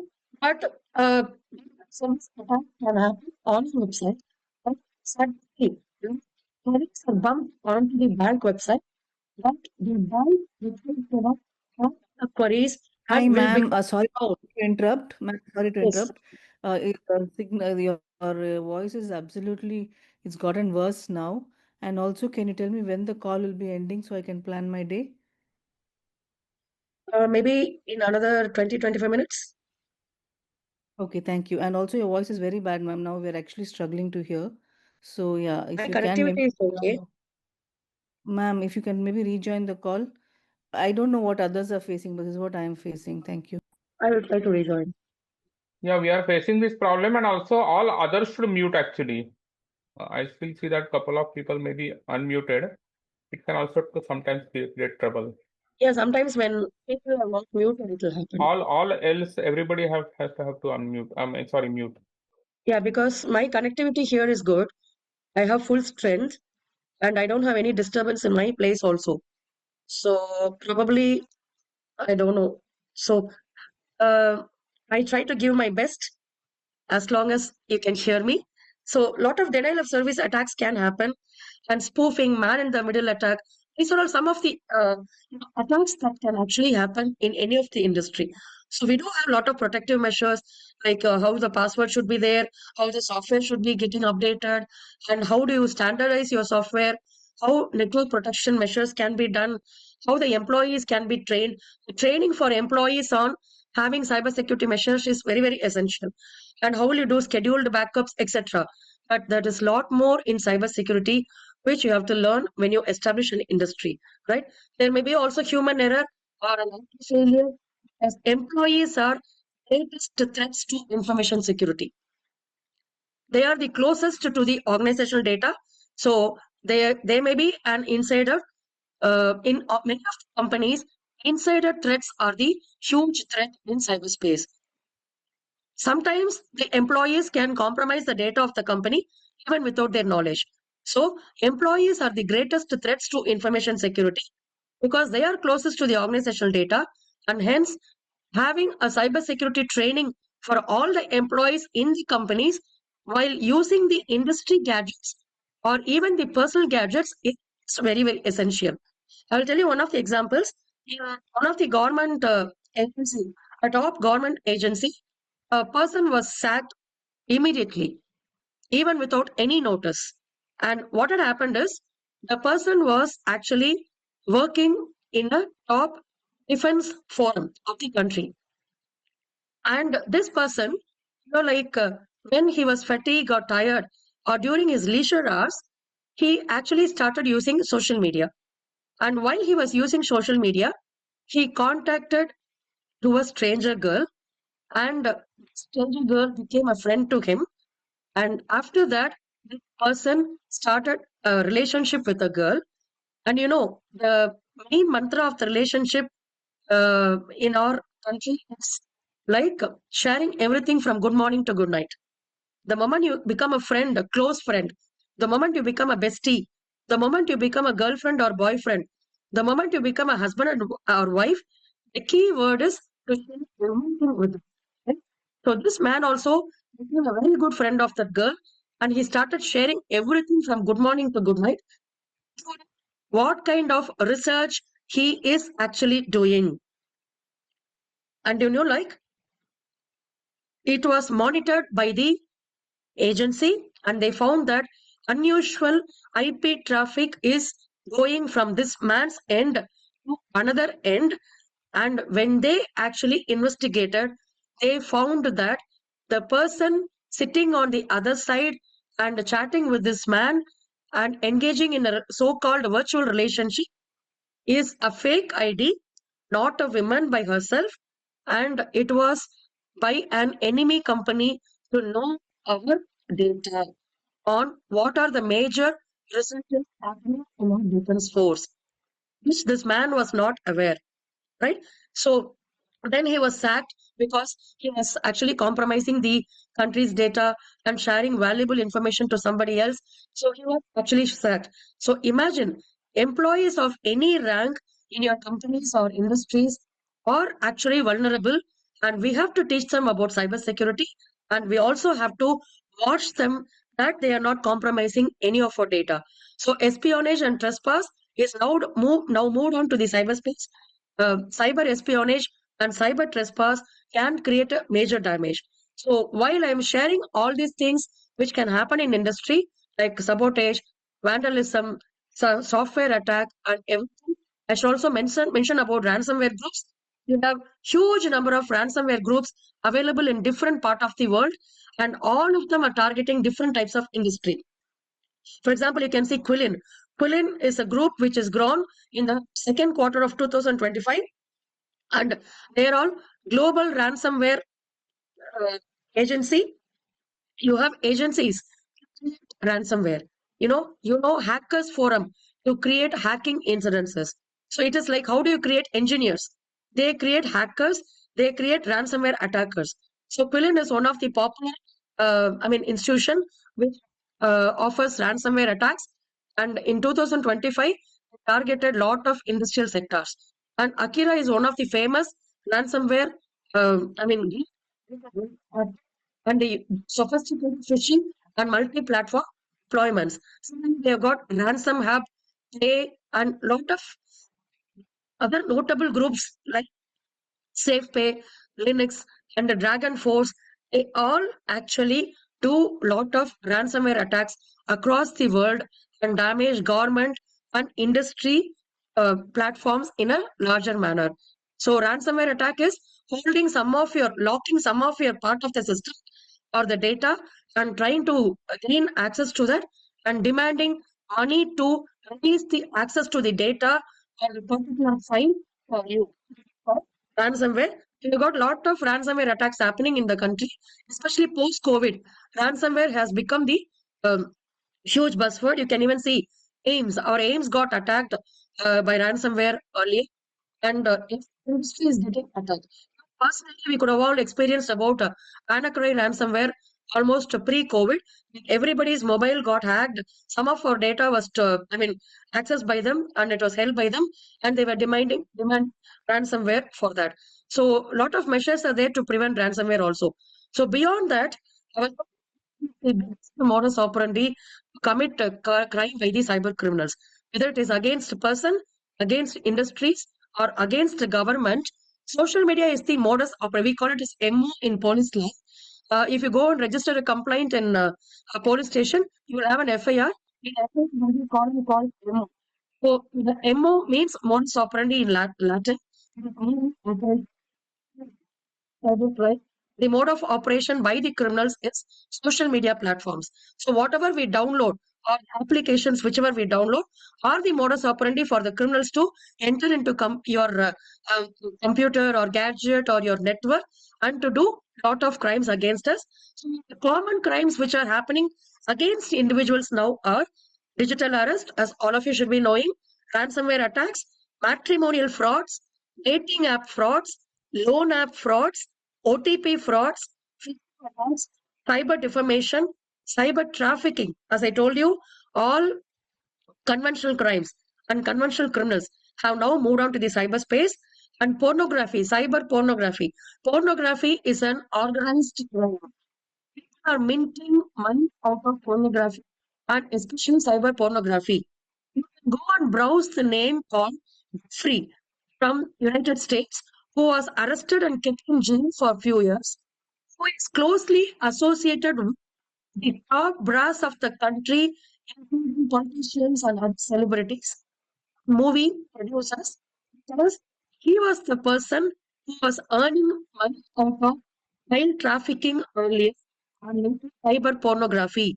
So the money which he earned out of cyber trafficking and cyber pornography was used to fund politicians and also celebrities and various other people. Right? So pornography is not as easy as we think in our daily life. It's an organized crime. So cyber pornography is a very serious, organized crime. For example, data theft and misuse of data, fake profiles, or recent trends. And one of the greatest threat in the cyberspace is believing somebody's digital identity. I keep telling you some of the mantras. One of the mantra which I can say to everyone to safeguard yourself and to prevent yourself from cybersecurity attack is never believe anybody's digital identity, because a digital identity is different from a person's reality. By believing the digital identity of a person, I have known people losing their lives, losing their money, losing their reputation. I can name 101 cases out of it. So never believe that somebody is doing in the digital space, they are glorifying themselves by doing a lot of social services. So because of that, I can follow them. Or because somebody is actually very popular, I can believe them. Or because somebody has some followers, I can trust them. No, never believe the digital identity. Many people lose their reputation, their integrity, their personal life, their finance because of believing the digital identity.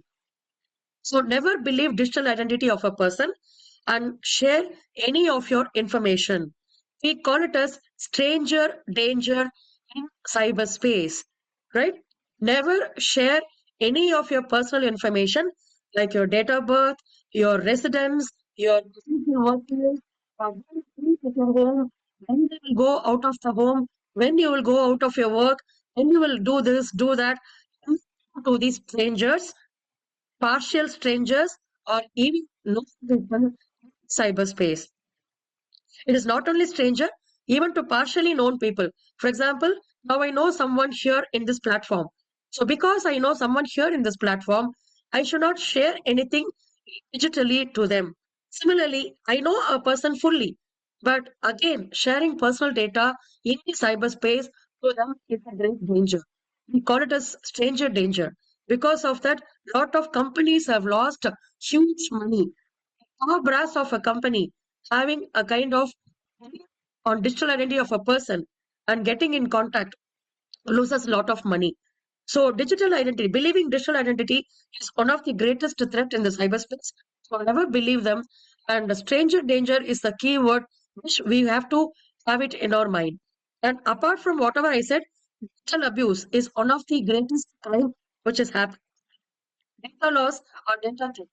See, data loss or data theft happens only because of us.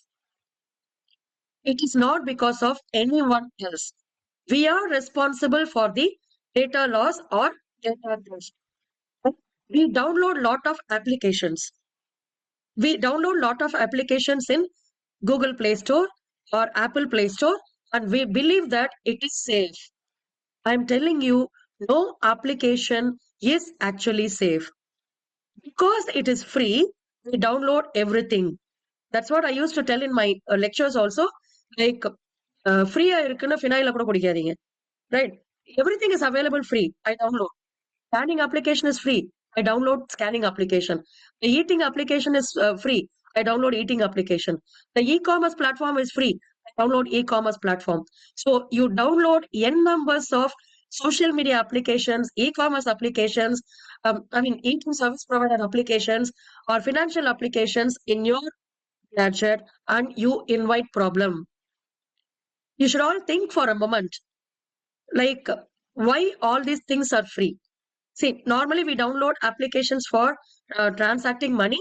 How many of you know that RBI has come out with a rider or notification saying that if you lose money out of your third party application like GPay, Palpay or Paytm or whatsoever, RBI or the corresponding bank is not responsible for the loss. Only when you lose money out of your bank's network or bank's website, RBI or bank is actually responsible for that. So using third-party applications for e-commerce or transacting money is actually danger. And downloading all free softwares, social media applications is equally danger. We think everything is free, right? We download a lot of beauty applications. Most of the women will have free applications. Nowadays, men also have. And children download a lot of gaming application. Even adult people also download a lot of gaming applications. So these gaming applications, filtering applications, e-commerce websites, and like your Musically or Dubsmash applications, all you think you're downloading free. But imagine it is not actually free. The next mantra which I will tell is like, nothing in this world is actually free except two in our life. Only our mom and dad. They are actually free in our life. Be it any other relationship, be it any other, how to say, gift, or be it any other thing, whether it is politics, whether it is relationships, or whether it is the applications which you're downloading, everything has a price tag involved in that. And in the case of cyberspace, when you're downloading all these applications, you are actually paying a price that you're compromising some of your valuable data. All these platforms are used to collect data from you. So the data loss is primarily because of us. We actually become vulnerable by downloading many applications without knowing the implication. In fact, in many police forces, they have given a rider that around 200 applications cannot be used in the phone provided by the law enforcement and police officers, which includes Truecaller. If anyone is using Truecaller, I can see that 100% you are under my control. If you use Truecaller and if I use Truecaller, I can know many things about you. So even many of our students who are detectives use Truecaller to know about a person more. So downloading all these free applications, it is free, which is actually not free. And then like using every data in the applications, like your bank account. For example, I could see a lot of people, they actually register their bank account in Amazon, Flipkart, or any other e-commerce sites. I will never suggest that you to enroll or add your financial data in a third-party application, right? The data will remain forever. Anybody can actually use your bank account.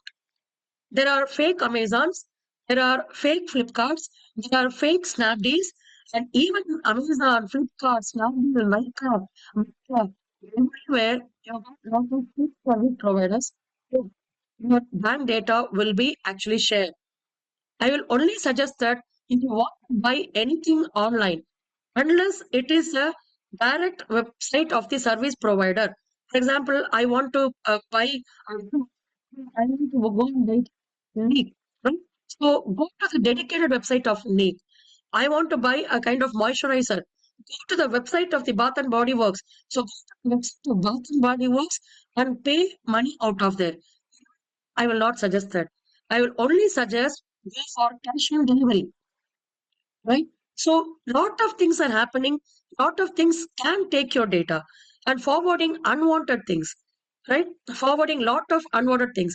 Even in your good morning and good night, I mean, pictures. A lot of us get lot of pictures, right? Good morning, good night, etc.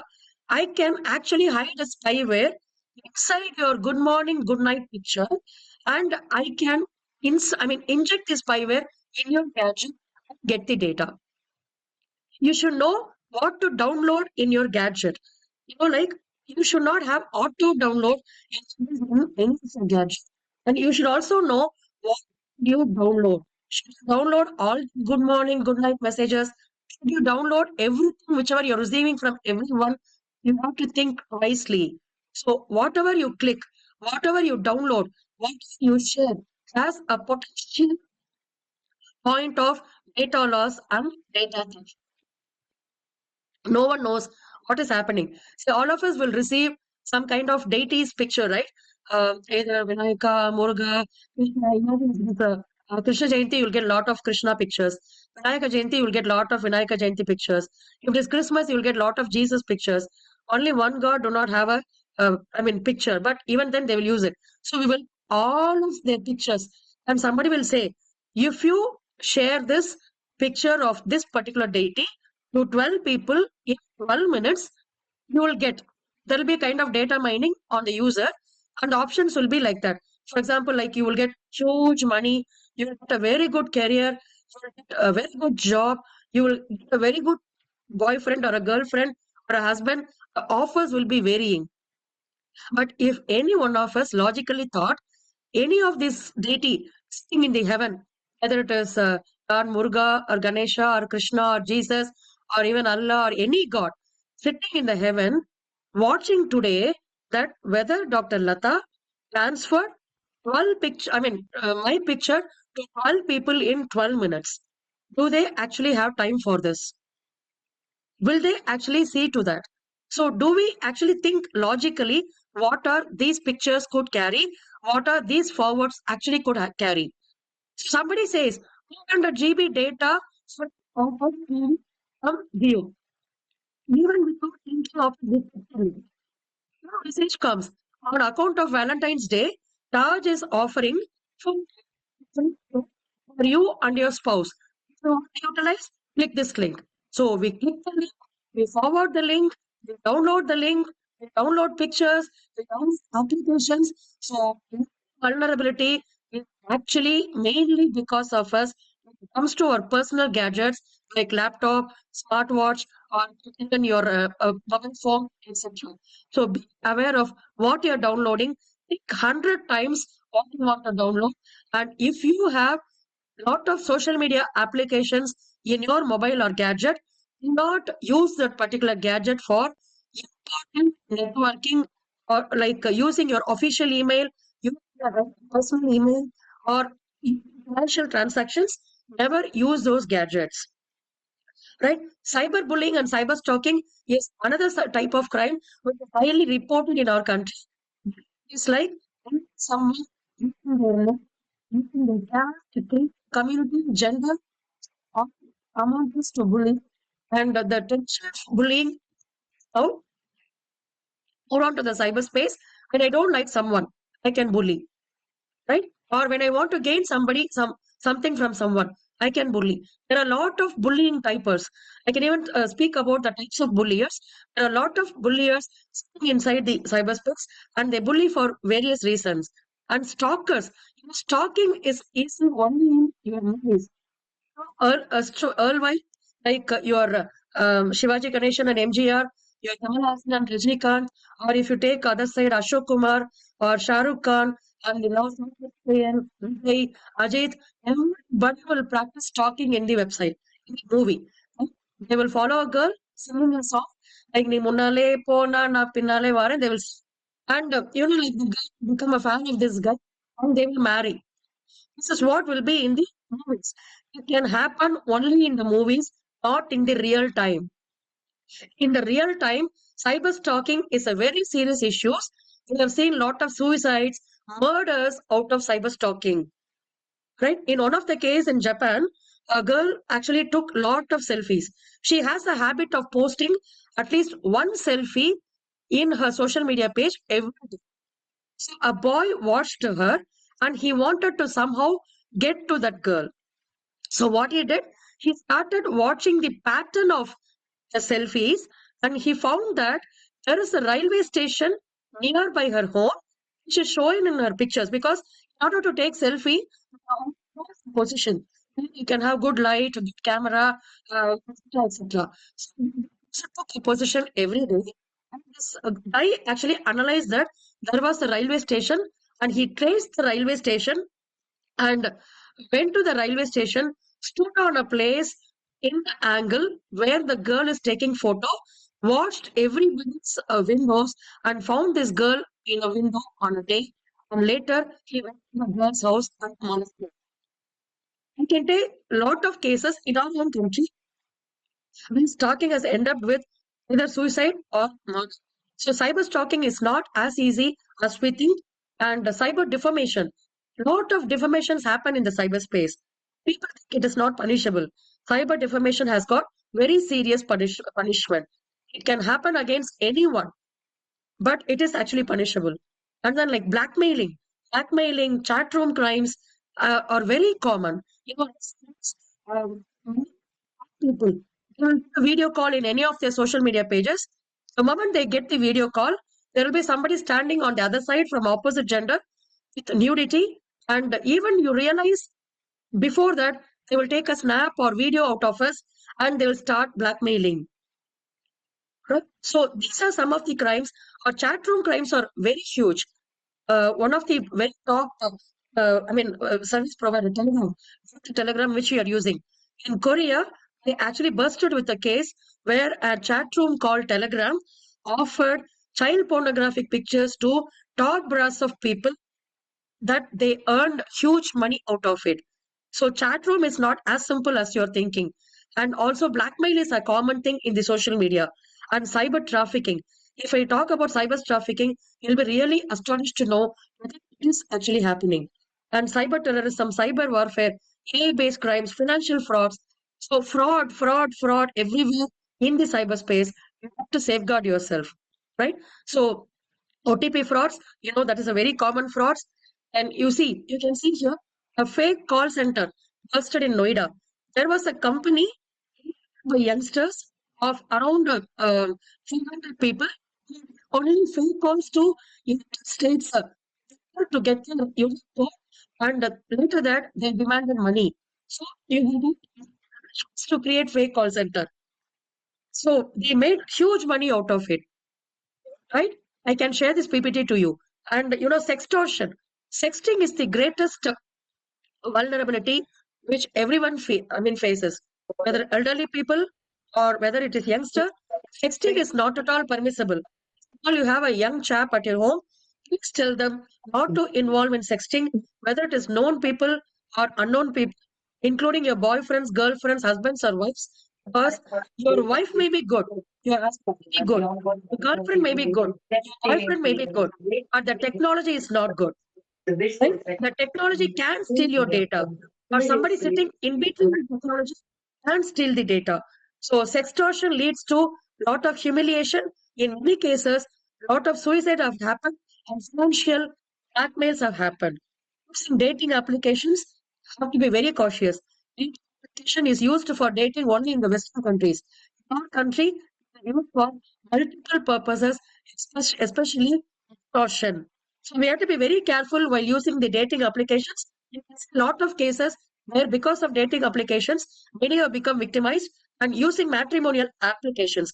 If you have daughters or son's profile in matrimonial applications, you have to be very careful and to see whether the application is secure, whether they have verified profiles, or lot of unverified profiles are sitting in the matrimonial applications. You can see lot of fraudulent activity.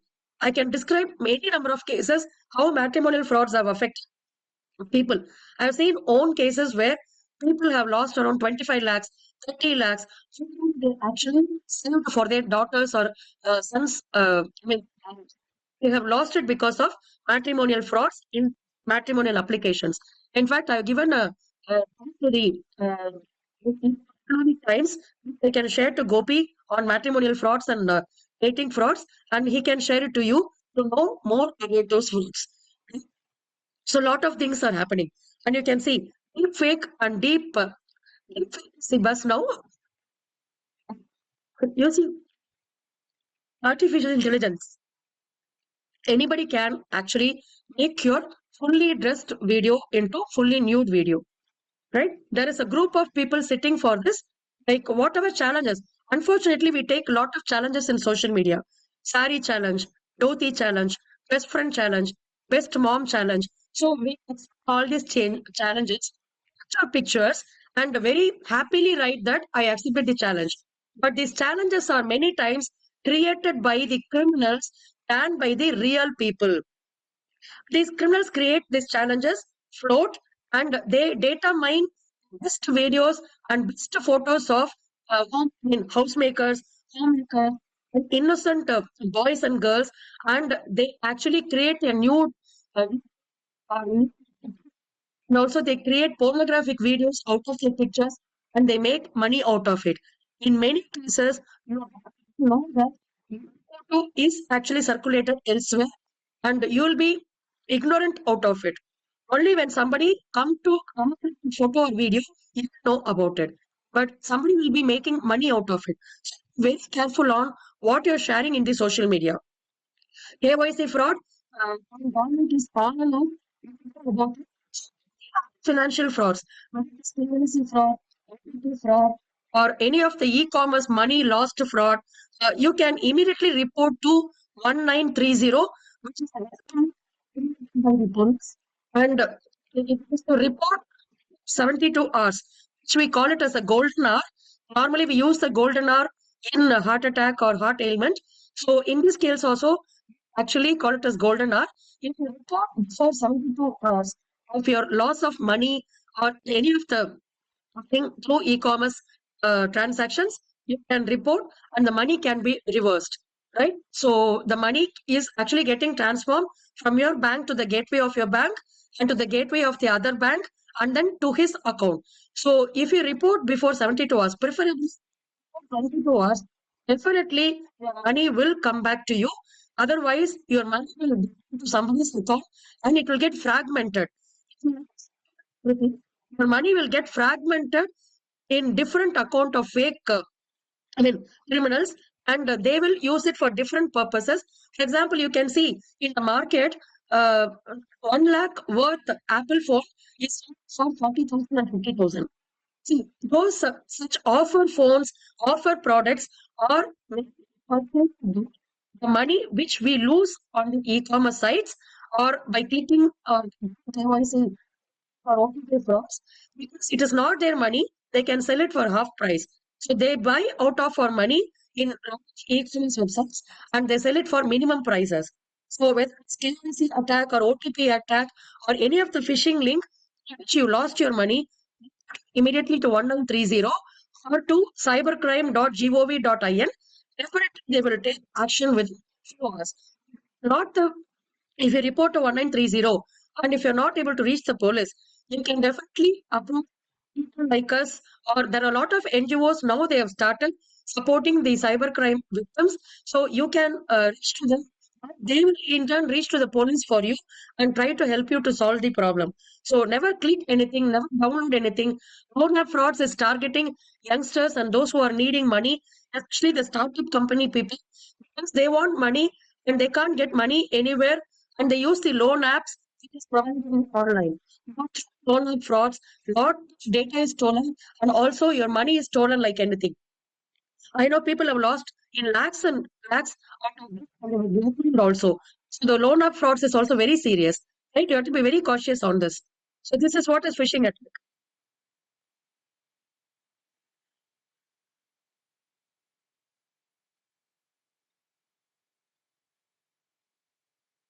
They will give you something and you will lose something. And digital abuse is common cybercrime. Like somebody constantly texting, calling, and checking on your location is not advisable. If you don't like, somebody will be constantly texting, constantly calling, and constantly checking on your location or with whom you are. That amounts to digital abuse. In fact, in many of the domestic violence cases and dowry harassment cases, this digital abuse was a key thing in COVID. Right? So trying to track your location through monitoring apps, it's also amounting to digital abuse. I know many of my friends, they track their husbands using location monitoring app. The husband, poor husband, cannot even go and have a coffee day, and say that I was in the office. So he will get caught. So using location monitoring app to, monitor any individual, except the children. For children, you need to have a lot of safeguards. So without willingness, if you do this, amounting to digital abuse, which many people actually do not understand, and demanding to know your passwords. No one have the right to know your password. I can even say the passwords are like your innerwears. You can't share your innerwears to anyone. You can't have it for longer time. Right? So similarly, you can't share your passwords to anyone. No need to share your passwords to anyone, and also don't have the same password for longer period. Password setting mechanisms. So that this is also you have to follow that. So through your phone without your permission, or taking your photos, or taking your videos, or getting into your social media without your knowledge, accessing your email accounts without your knowledge, threatening you or sending rumors about you in the digital space, or trying to be with you as a friend and monitor you, everything is actually amounting to digital abuse, and that has a severe punishment.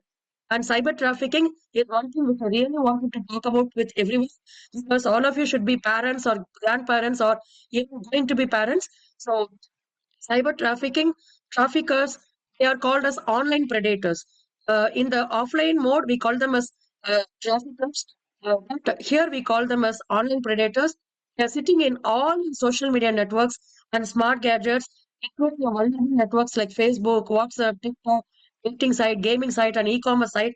And they traffic women, girl children, and boy children for different purposes like sexual exploitation, putting them into bonded labor, putting them into organ trafficking, putting them into narcotic trafficking, making them as drug mules and money mules.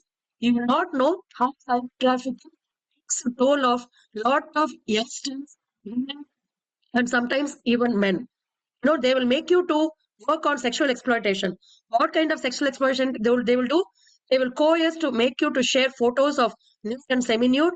They will make you to perform online sexual activities, videograph and send it to them, that they will sell it. They will make you to simulate sex with violence. Sex with violence is a highly demanded video in all pornographic sites. So they will make you to simulate sex with violence, like cigar burning, pinching, beating, biting, and they will ask you to send the video, and the video will be sold for lakhs of money, and simulate real-time sex. Rape videos. Rape videos have huge demand in the pornographic websites. They will create rape videos using you, and they will use your number or online space for online advertising. As we earlier see in the bathrooms of public toilets, you can see some number and they say call me. Similarly, they can use your photos, they can use your numbers for online advertising for sexual activities.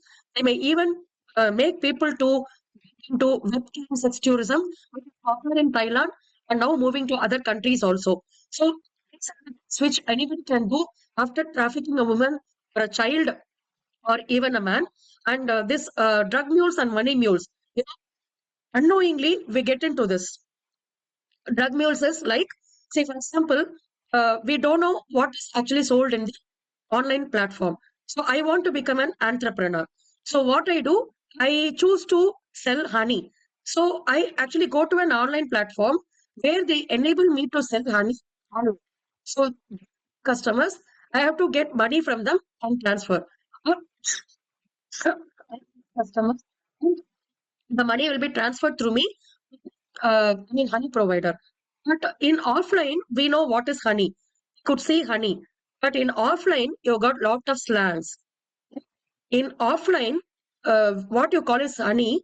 In online, it has a different name. Honey means cocaine. You have a lot of such online parlance. So you will be thinking that you're selling honey.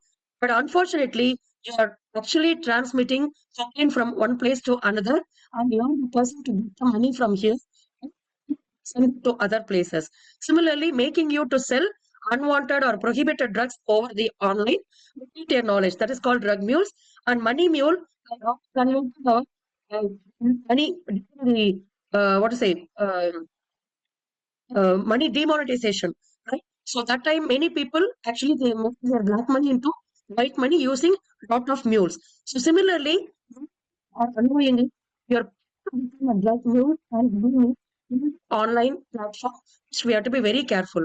So organ trafficking, narcotics trafficking is also a serious thing going inside the cyberspace. So we have to be very careful on which are the platforms you are using, which our children are using, what are the kinds of platform, what are the agents, lot of security measures in and in your gadget to know about what your child is actually doing. Though it is a kind of spying activity, you can tell the child that I'm monitoring you, and you can monitor the child also. So a lot of things, and you also have to safeguard yourself. So these are some of the slangs used in online. One to one is let's chat in a private message. If your child is typing one to one in a message, be careful. she may be under the control of some of the online predator, and she may be trust the person, and out of trust, she will actually hide from you. And the main thing the online predator will do on a child is isolating the child. Isolating the child is the main thing they will do. They will not make the child to say anything to the parents or friends. And the child will be only close to the predator. Child will not share anything. So the moment a parent gets in, they will type 1 to 1. So these are all the code words among the cyber criminals also. So let's chat in a private message, like clouds, the vape from your vape, like it's on drugs. So F2F is offering to video chat or meet in person. So somebody is offering a video chat. Code word is F2F. So a lot of code words to guard your children and also to know you are safe in the internet. See, lot of such slangs are there. If you write 9, code 9, parents are nearby. Please don't talk to me now. Right? See, imagine how safe it is for a child. As a parent, you have to do all these things. So these are all some of the things. And sexting, as I told you, is a very dangerous act. We have actually come across lots of cases where out of sexting, lot of dangers have actually happened. I can share many cases. I'll share another 5 minutes to wind up the session, though I have a lot to talk about that. In one of the case in Europe, actually, after the marriage, boy was working in other country. So after 10 days, this fellow went abroad to work back, and this girl started conversing them. Like in our country, we know newly born people, we can easily identify. Because, they'll be holding hand in hand, they'll be drinking one juice and two straws. So you can easily identify that they are either married or newly married. The offline situation is so, and what would be the online situation? The situation is like married couple or newly committed people, they have a honeymoon period, and during the honeymoon period, they keep sharing everything over online. Also shared everything over the online. This couple kept sharing everything. And suddenly, one fine day, there was a mail to this girl that whatever she shared with her husband for the last 10 days came as a kind of message to her, all photos and videos stating that I have taken all data of yours of 10 days, and I will be coming to a place on this Friday. You have to come to the place and you have to do whatever I say. If not, I will publish all this data to all your relatives, friends, and public. So this girl was really distorted. Even if it is with husband, photos and videos are getting shared with public. It is really shaming. So she was really perturbed. She told that to her sister. She couldn't tell the same to the parents. So she told that to her. Yeah. The sister was so wise enough that, okay, on Friday we go to the place, and they went to the place. The sister informed the police without the knowledge of her own sister, and when they went to the place, it was really a shock to them to see who was standing the other side. The person who was standing the other side was nothing but her own cousin, Chitabappa. He was standing on the other side. This fellow has a habit of spyware in I used to say, never give your smart gadgets or your phones to anyone, even for a second, whether it is known people or unknown people. Similarly, never sell your gadget. Free sale. We have a habit of free selling it, right? Because we get 500,000 rupees buyback. So we sell our gadgets or exchange your gadgets. Never exchange, resell, or even provide your gadgets to anyone. For example, when you're going in the bus, somebody will ask you, can I make a call using your phone? Don't give your phone. Even if you give your phone, you have to stand near to the person to know what the person is doing. One for me, inject a spyware in your mobile or a gadget without knowledge, and your life is spywares which are developed even by youngsters now. And I am the youngest hacker in my life. So it's also this fellow, while this girl got married, she actually gave the phone and said, like, see, I don't have time to install the applications. can you set this phone for me and install the applications? So this fellow set the phone, installed applications, including a spyware, and gave that phone to her.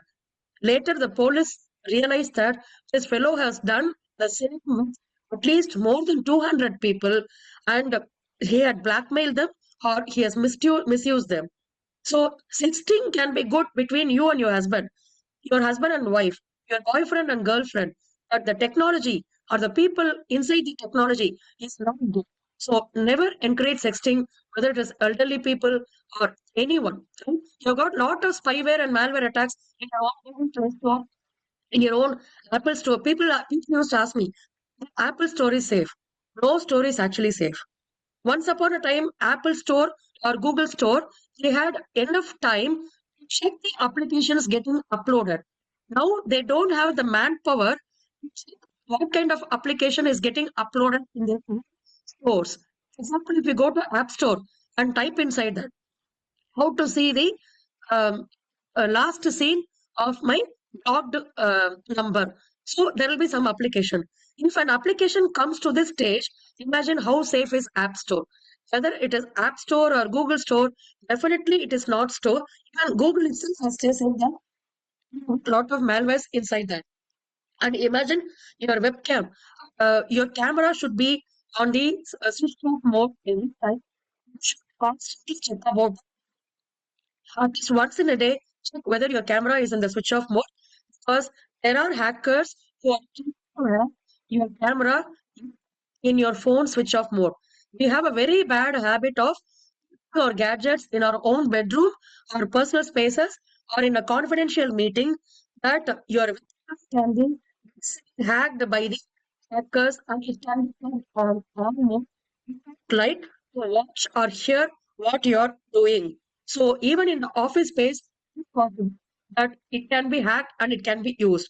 So while I'm explaining all these things, all that I can say is whether your personal space or your office space, know about cybersecurity, minimum security, and also implement cybersecurity in your own gadget and your industry gadget.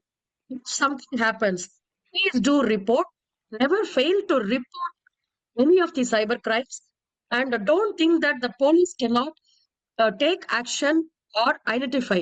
The very principle of forensic sciences, we call it as low card principle. Low card principles of exchange. It means every criminal leave a trace, right? So the victims will follow the trace. The forensic scientist will follow the trace and get hold of the criminal. Only thing is the time and willingness of the investment of the victims is essential. If police to investigate on the case, definitely it is possible to identify the criminal.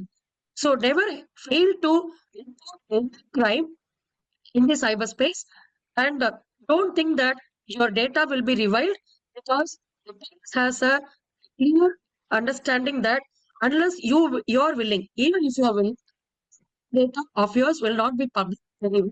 You can confidentially go and make a complaint about the case. And similarly, if issue of video calling or nudity comes, please do report, don't get panicked. This happens to everyone. I can say that we are all in the learning space of the technology. So while learning, we actually learn with mistakes. So never be scared with the mistakes. Do report. If you have any problem in reporting, you can definitely reach NGOs, and you stand with the victims. If at all anybody is victimized, do stand with the victims and never shame them. Right? Reporting is very essential, and have a cyber hygiene. Cyber hygiene is very important in terms of sharing your location, keeping your camera on, or downloading anything, or using applications. Cyber hygiene is very important. We are giving exclusive training on cyber hygiene of using every gadget. We call this as called butterflies beware. To do for children, parents, teachers, and also college goers. We have certain programs for industry people for high level of security. So there's such agencies giving such training. So to take some time for more training, and I hope that someday we will have also time to have some session on how to safeguard your own gadgets, and I'm happy to do that. So thank you for listening all these times, and more than everything, for every one of you being an alumni network, I will say that please spend some time for your family and friends, because most of the personal crimes in the cyberspace occurs because we are not able to share our emotions, our ups and downs, good and bad, with our own family. Our own family and appreciate our own family. I will tell you only one example to close this session. In one of the case where I know that young boy got married to a girl who is known to me, and unfortunately they got a child. I say unfortunately because unless you are prepared to nurture a child, never have a child. So unfortunately they have a child, and the child grew up. When the child went to UKG, the child wanted to share lot of things with the parents. So the child came with enthusiasm to the parents, saying that, "See, my teachers appreciated my dress, my teacher gave me a star, my friend said this to me." So she wanted to share everything with the parents. But the parents were too busy to listen to the child, appreciate the child with one or two words, gave a gadget to the child and said, "Play with this gadget, you engage yourself." The child realized that the parents are not going to spend time for me, and she created an imaginary friend for her. The child created imaginary friend, and she started sharing everything with the imaginary friend. And after 6 months, the parents noticed that this child is talking with no one who is present in this world. Child psychiatrist realized the mistake, and now they spend their holiday or the leave time with the child. Similarly, with husband or wife or siblings or your friends or best friends, whoever you call them only by name, but give them the attention which is needed. If they are sad, find why they are sad. If they are isolated, find why they are isolated.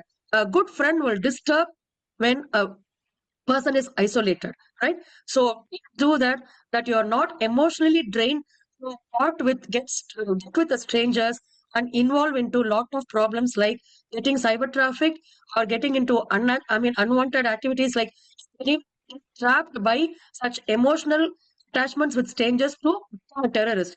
Cyber terrorists are wanted by terrorist organizations now. When terrorist organizations wants youngsters and people who are techies, right? Lot of methods. So attack of such things. So spend time with your family. Share your emotions only with your family or your parents. I used to say to the youngsters, if you are sad, if you're happy, share it with your parents. Your parents may be good or bad. They may even hit you for unwanted things, but they are the people who will stand with you on in time. So please actually spare some time with your friends and family, that you're not emotionally caught online and get into a lot of troubles. So most of the crimes are because of personal etiquettes in the cyberspace. So please follow that and watch that. And safe surfing is essential. Have a have a safe cyber surfing, and also have good technology use in your industry. Any doubt, you can reach me anytime. We are ready to give training for every sector of people, and also to make this world safe under technology. Thank you, Mr. Gopi, for giving this opportunity. Thank you, everyone, for listening. I think there is technology hitch that is inevitable, but I'm sure we will all meet in person sometime. Thank you. Latha. We'll just keep the floor open for question and answers now before we come to the end of the session. Participants, you may please unmute and ask your questions, please, one at a time. Yeah. Ma'am, I Gopi and- really enjoyed this session. Oh, sorry. Yeah, go ahead. Yeah. Sorry. Thank you, Madam Latha and Gopi, for organizing this. One question, I know you had driven this topic more from an individual perspective, but I have a question which is, I would say, more from an organization perspective. With your knowledge, local knowledge, business, and you have also been global engagement in Southeast Asia and beyond, So my question is, what lesson can India board or directors or senior people in the company learn being proactive and preventive from certain international practice in cyber security or governance or even vulnerability mitigation, like you said, this probably will help the cyber security in the other side of our world. That's where we spend most of our time too. So I just want to get your opinion on it. Yeah. Thank you, Malikji. See, what we learn from other countries, what we lack to learn from other countries is the other countries foresee the future. But in our country, we only react to what has happened. For example, if there is a compromise in data, we react to that. We don't foresee anything. So if you take United States or Canada or Australia, wonderful policies, they have wonderful policies to actually mitigate the future cybercrime threats. So, for example, now we don't have a proper artificial intelligence crimes prevention law. We have cybercrime prevention, even our cybercrime prevention law, which is information technology law, is not fully equipped to handle a lot of cyber crimes. Our Information Technology Act is devised to handle only digital signatures, right? So we are not actually exclusively covering a lot of cyber security threats or the compensation. Whatever, if anything happens through cyber security threat, what is the compensation every industry should actually take? So actually is missing. So in the case of cybercrime, we are proactive on every basis. You can't devise a program for the last 6 months and sit idle. Okay, we have to work on every day. That's why even in our universities and colleges, I insist everyone to frame a syllabus on every year basis at least. Normally we have once in 3-year plan, but in the subject alone, we incorporate lot in every year and we give everyday basis. So we are proactive like other countries, and we can't plan something for this particular day alone. So whether our telecom laws, whether our corporate laws have to have a component of cyber security, and outcome of the punishment of whatever cyber security that happens, and also what is the compensation is going to be given if any loss is out of cyber. We have cyber insurance, but it is not enough, right? Similarly, our law is actually not helping for industry people. So we have to have a specific legal forum where our industry cyber security threats can be even handled by the government to enable speedy redressal. Thank you. Thank you so much.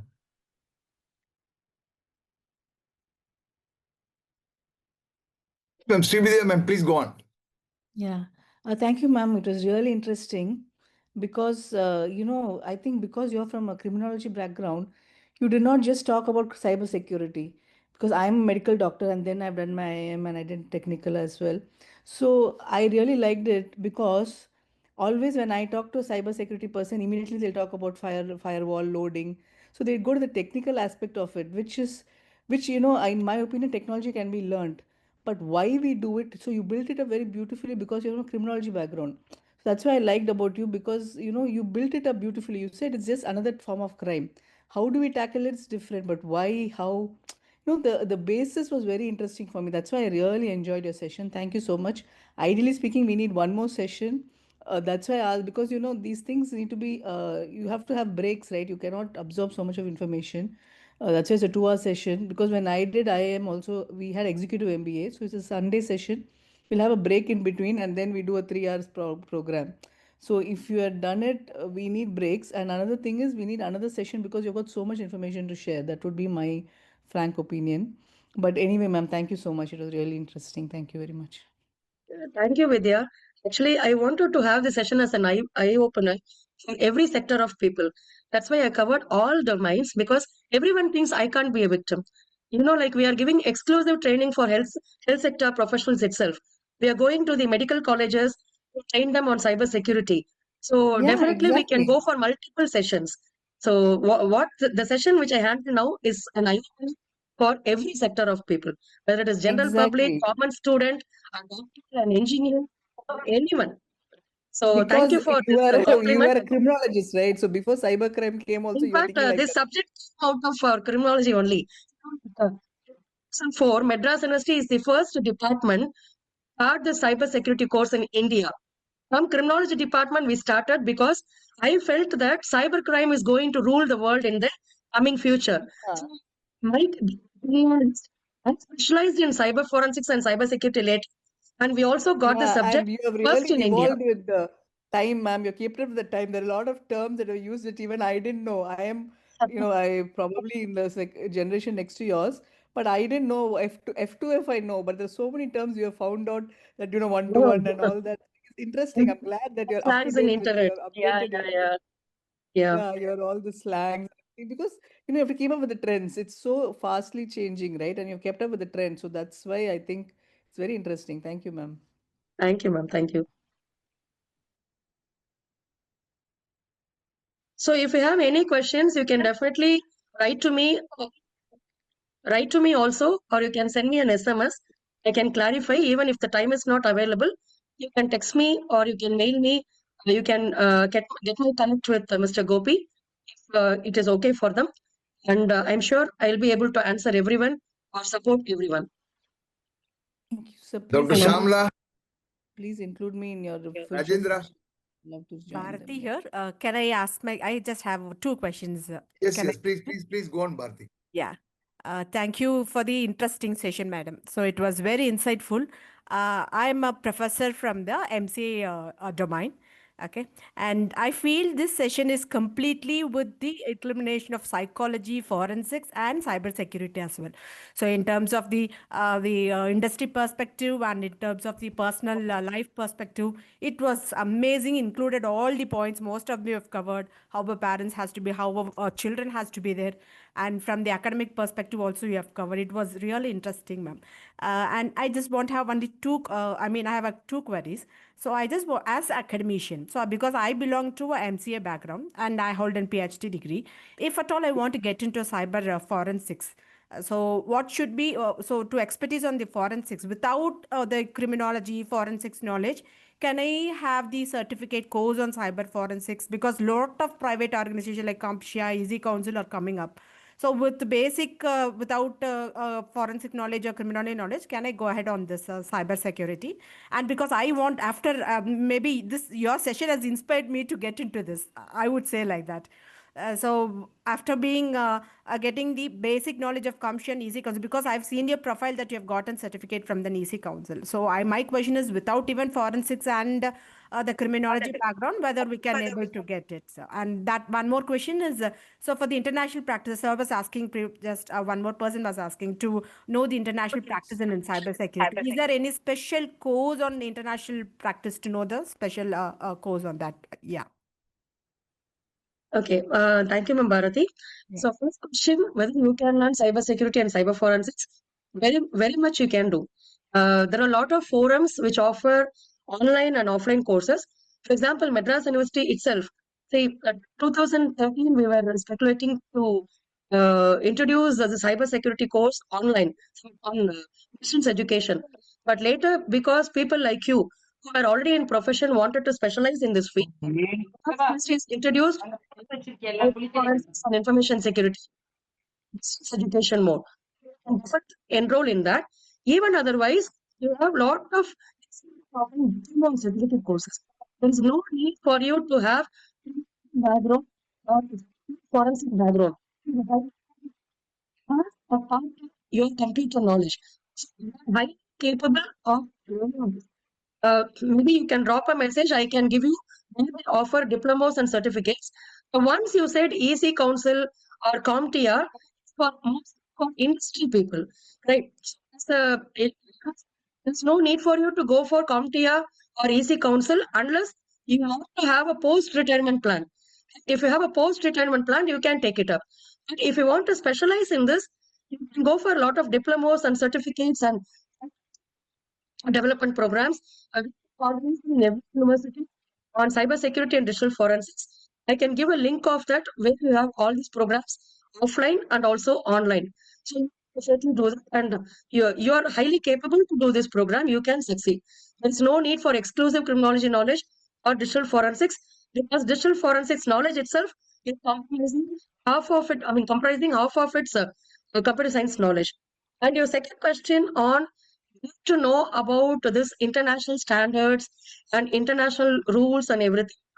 Every country has their dedicated portal for cyber security laws and guidelines. You can go to Australia, US, they have, and you can go to the website of certain.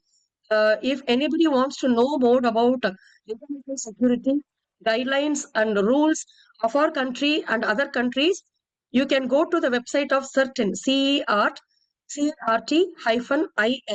So if you go there, you will get notifications of all the guidelines, all the riders, or all the laws across the world about cyber security and digital forensics. And so you got a lot of links. From there, you can visit the websites.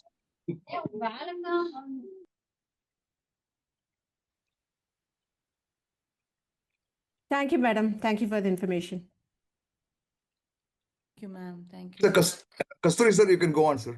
Yeah, very good morning, Dr. Latha. Very, very interesting session, very knowledgeable, enlightening, seamless presentation by you. Hats off to you.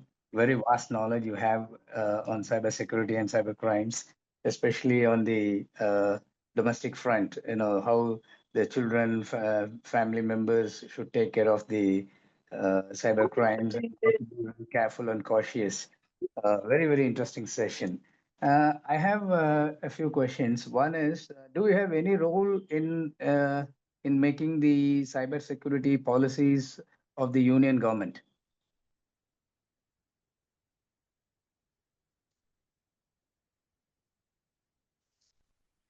So your voice is breaking.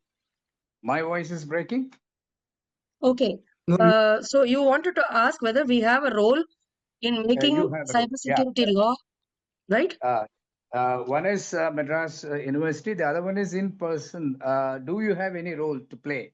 Are you a member of the committee of the union government where they make the cybersecurity policies? Like you mentioned about CERT, you mentioned about NCCC, that is National Cyber Coordination Center, National Yes. Critical Information Infrastructure Protection Center, Indian Yes. Cybercrime Coordination Center, that is under the Ministry of Home Affairs. So, do you have any role in any of these departments or in with the Ministry of Information We are Electronics? very closely affiliated with MEITY. STAC Okay. is one Okay. of the body which is giving information security practices and policies to India. So we are Right. very closely associated, and because of that only I was invited to frame the roadmap for National Action Plan for online safety for women and children. In fact, Okay. many of the suggestions which I have given, for Okay. example, providers have to be available 24/7 for the law enforcement. So that was one of Okay. the suggestions given by me. So in fact, when Very it good. was announced by the country, there was a huge saying that the country is government is trying to improve our data privacy and trying to get data, etc. But actually, why Okay. it was meant is the service providers, when the law enforcement approaches, Yeah. a lot of data. An example is like, for example, some issue of your daughter in Facebook. Somebody writes something bad about your daughter in the Facebook.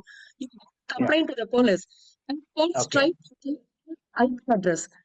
After Oh. IP address, the provider has to give the data about profile. So in one of the Okay. what happened, the police in most of the cases, the Facebook says that when the Yeah. police approaches, or it is third party, we can't give.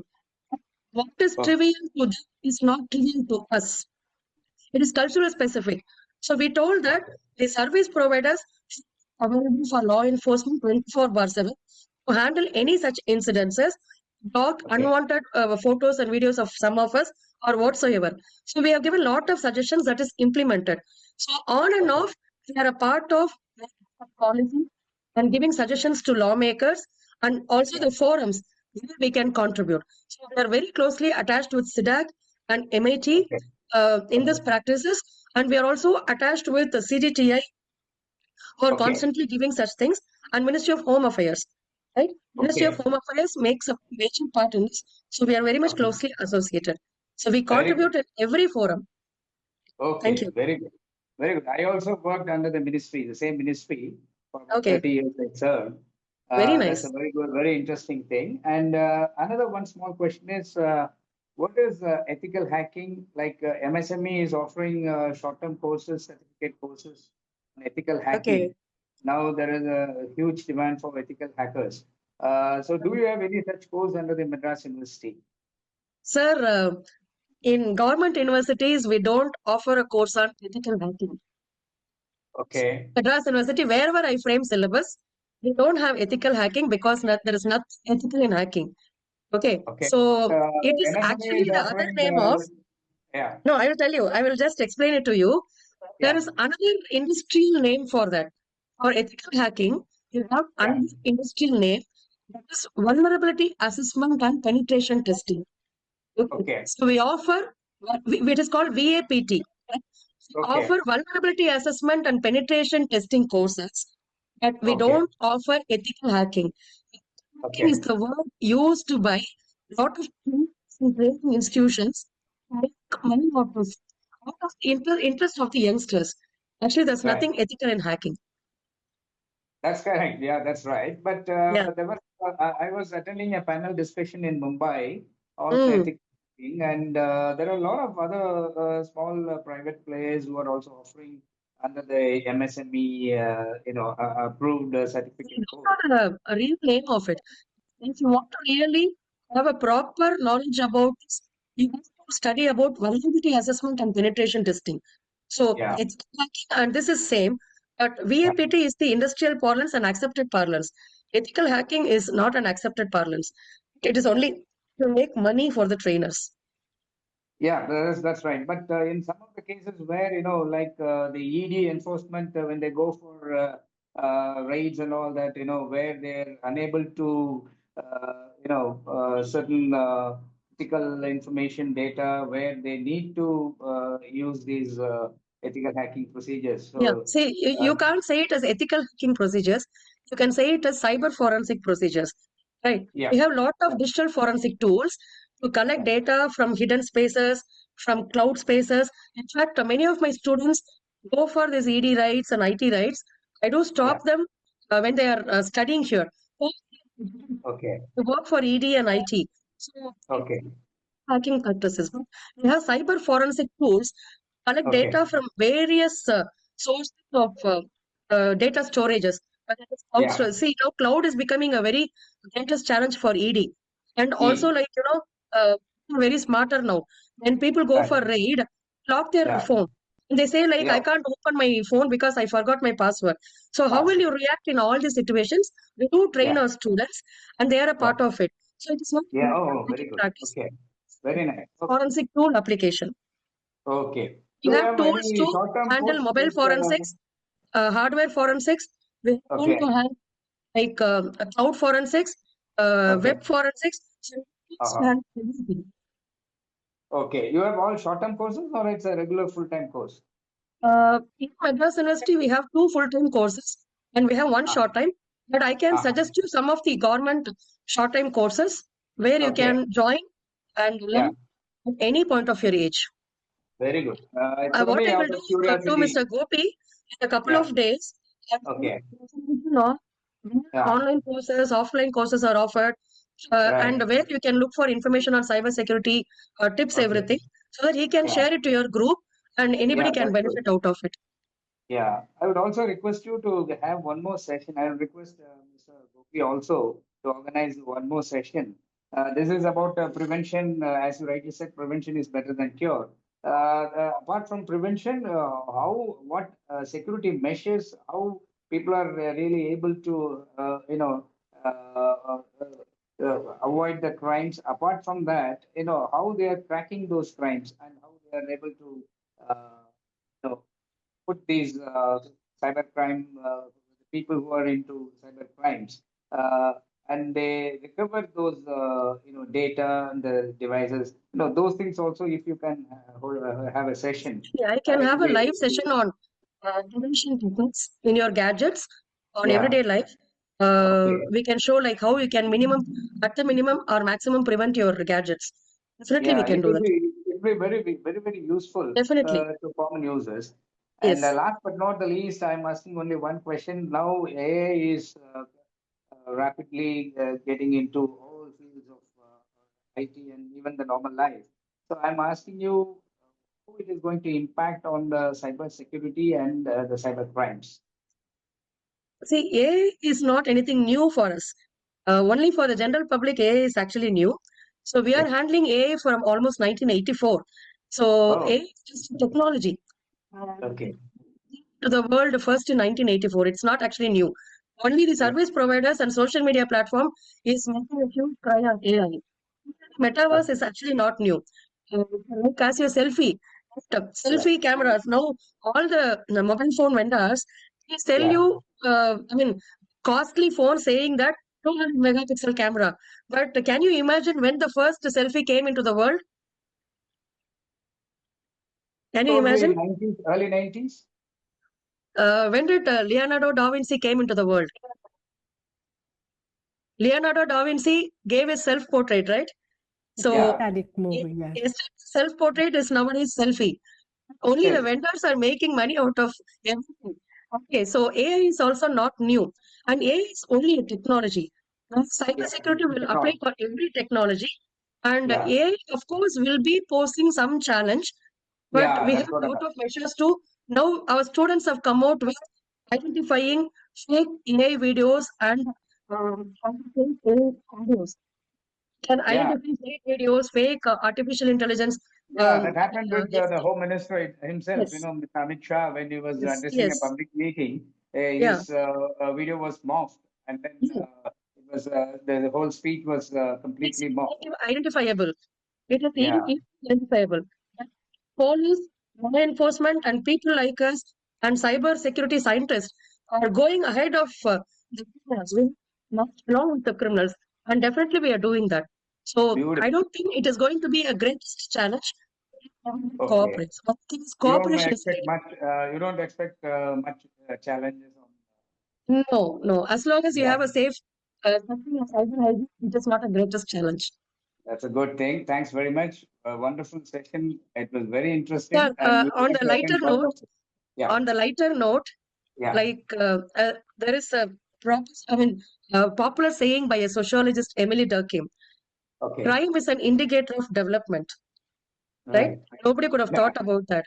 So Emily Durkheim has said crime is an indicator of development. So yeah, as soon as there are crimes, you have a lot yeah, of developments happening in the world also because of yeah. the crime and the challenges. That's So good. let us be positive on this.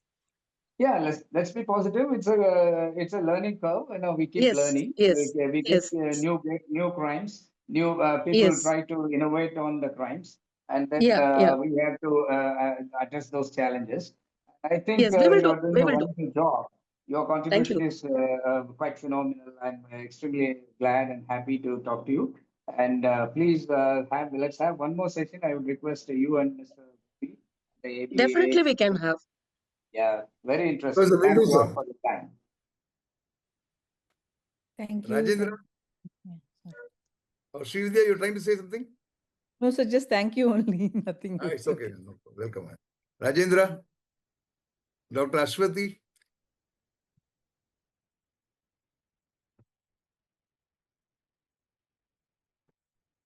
Domini, sir.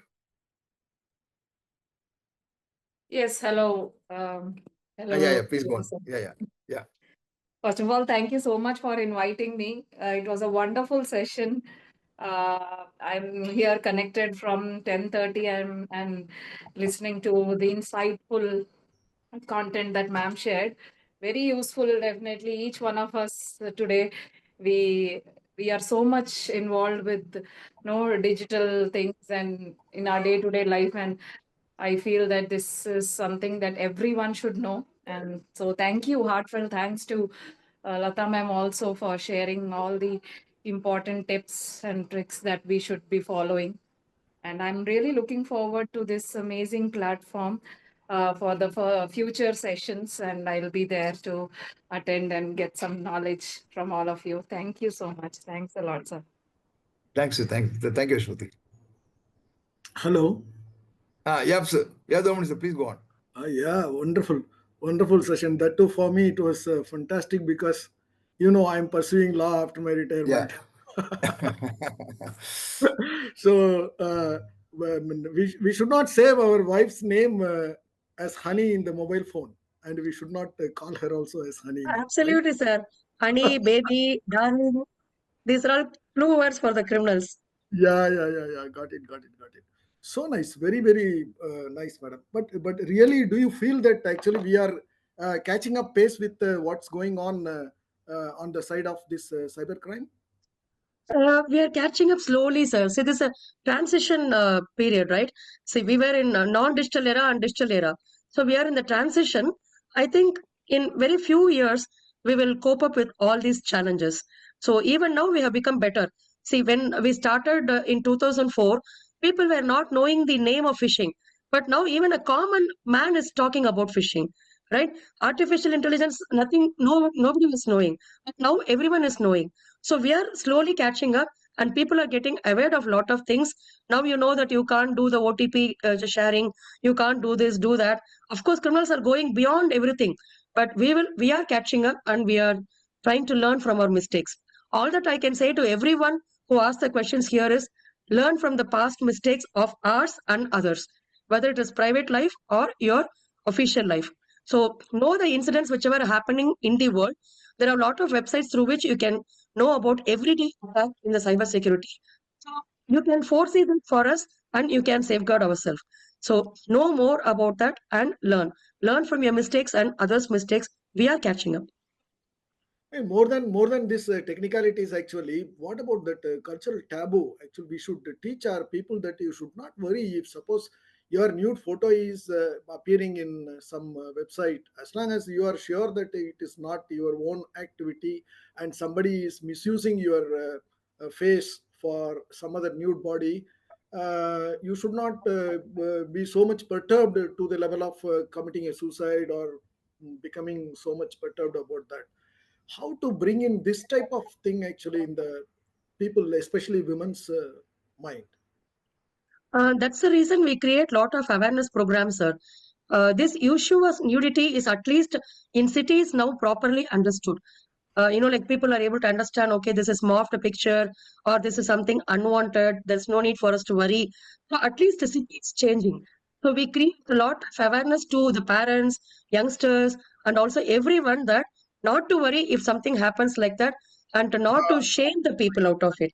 So Correct. only key thing is like creating awareness and educating. So now you have gained the knowledge. You please carry on to the other people. So that will really help us to overcome this cultural taboos. Yeah. Nice. Thanks, madam. Very Thank you. well Thank done. you. I enjoyed it. Nice. Thank you Thanks so a lot. much. Thank you. And Mr. Gopi, I also support others in inviting madam for one more session actually because Yeah, we'll definitely do that. We'll definitely. Yeah. and thanks a lot for you. Yeah. Thank you, sir. Welcome. Nice. Manju Mara. Namaste, sir. This is really one wonderful treasure trove of knowledge I got. I belong to the cyber criminology department and I've been working over there.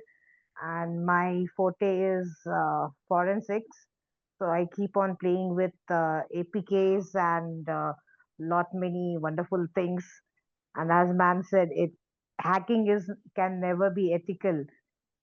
Really insightful. Grateful to you and looking forward to join in the next session, sir. Gopi, sir, please do not Yeah, forget. sure. Yeah, sure. Thank you, Sure, sir. Manju. Thank you. Thank you for being with us today. Anyone else has a question? Rajendra? Ramesh?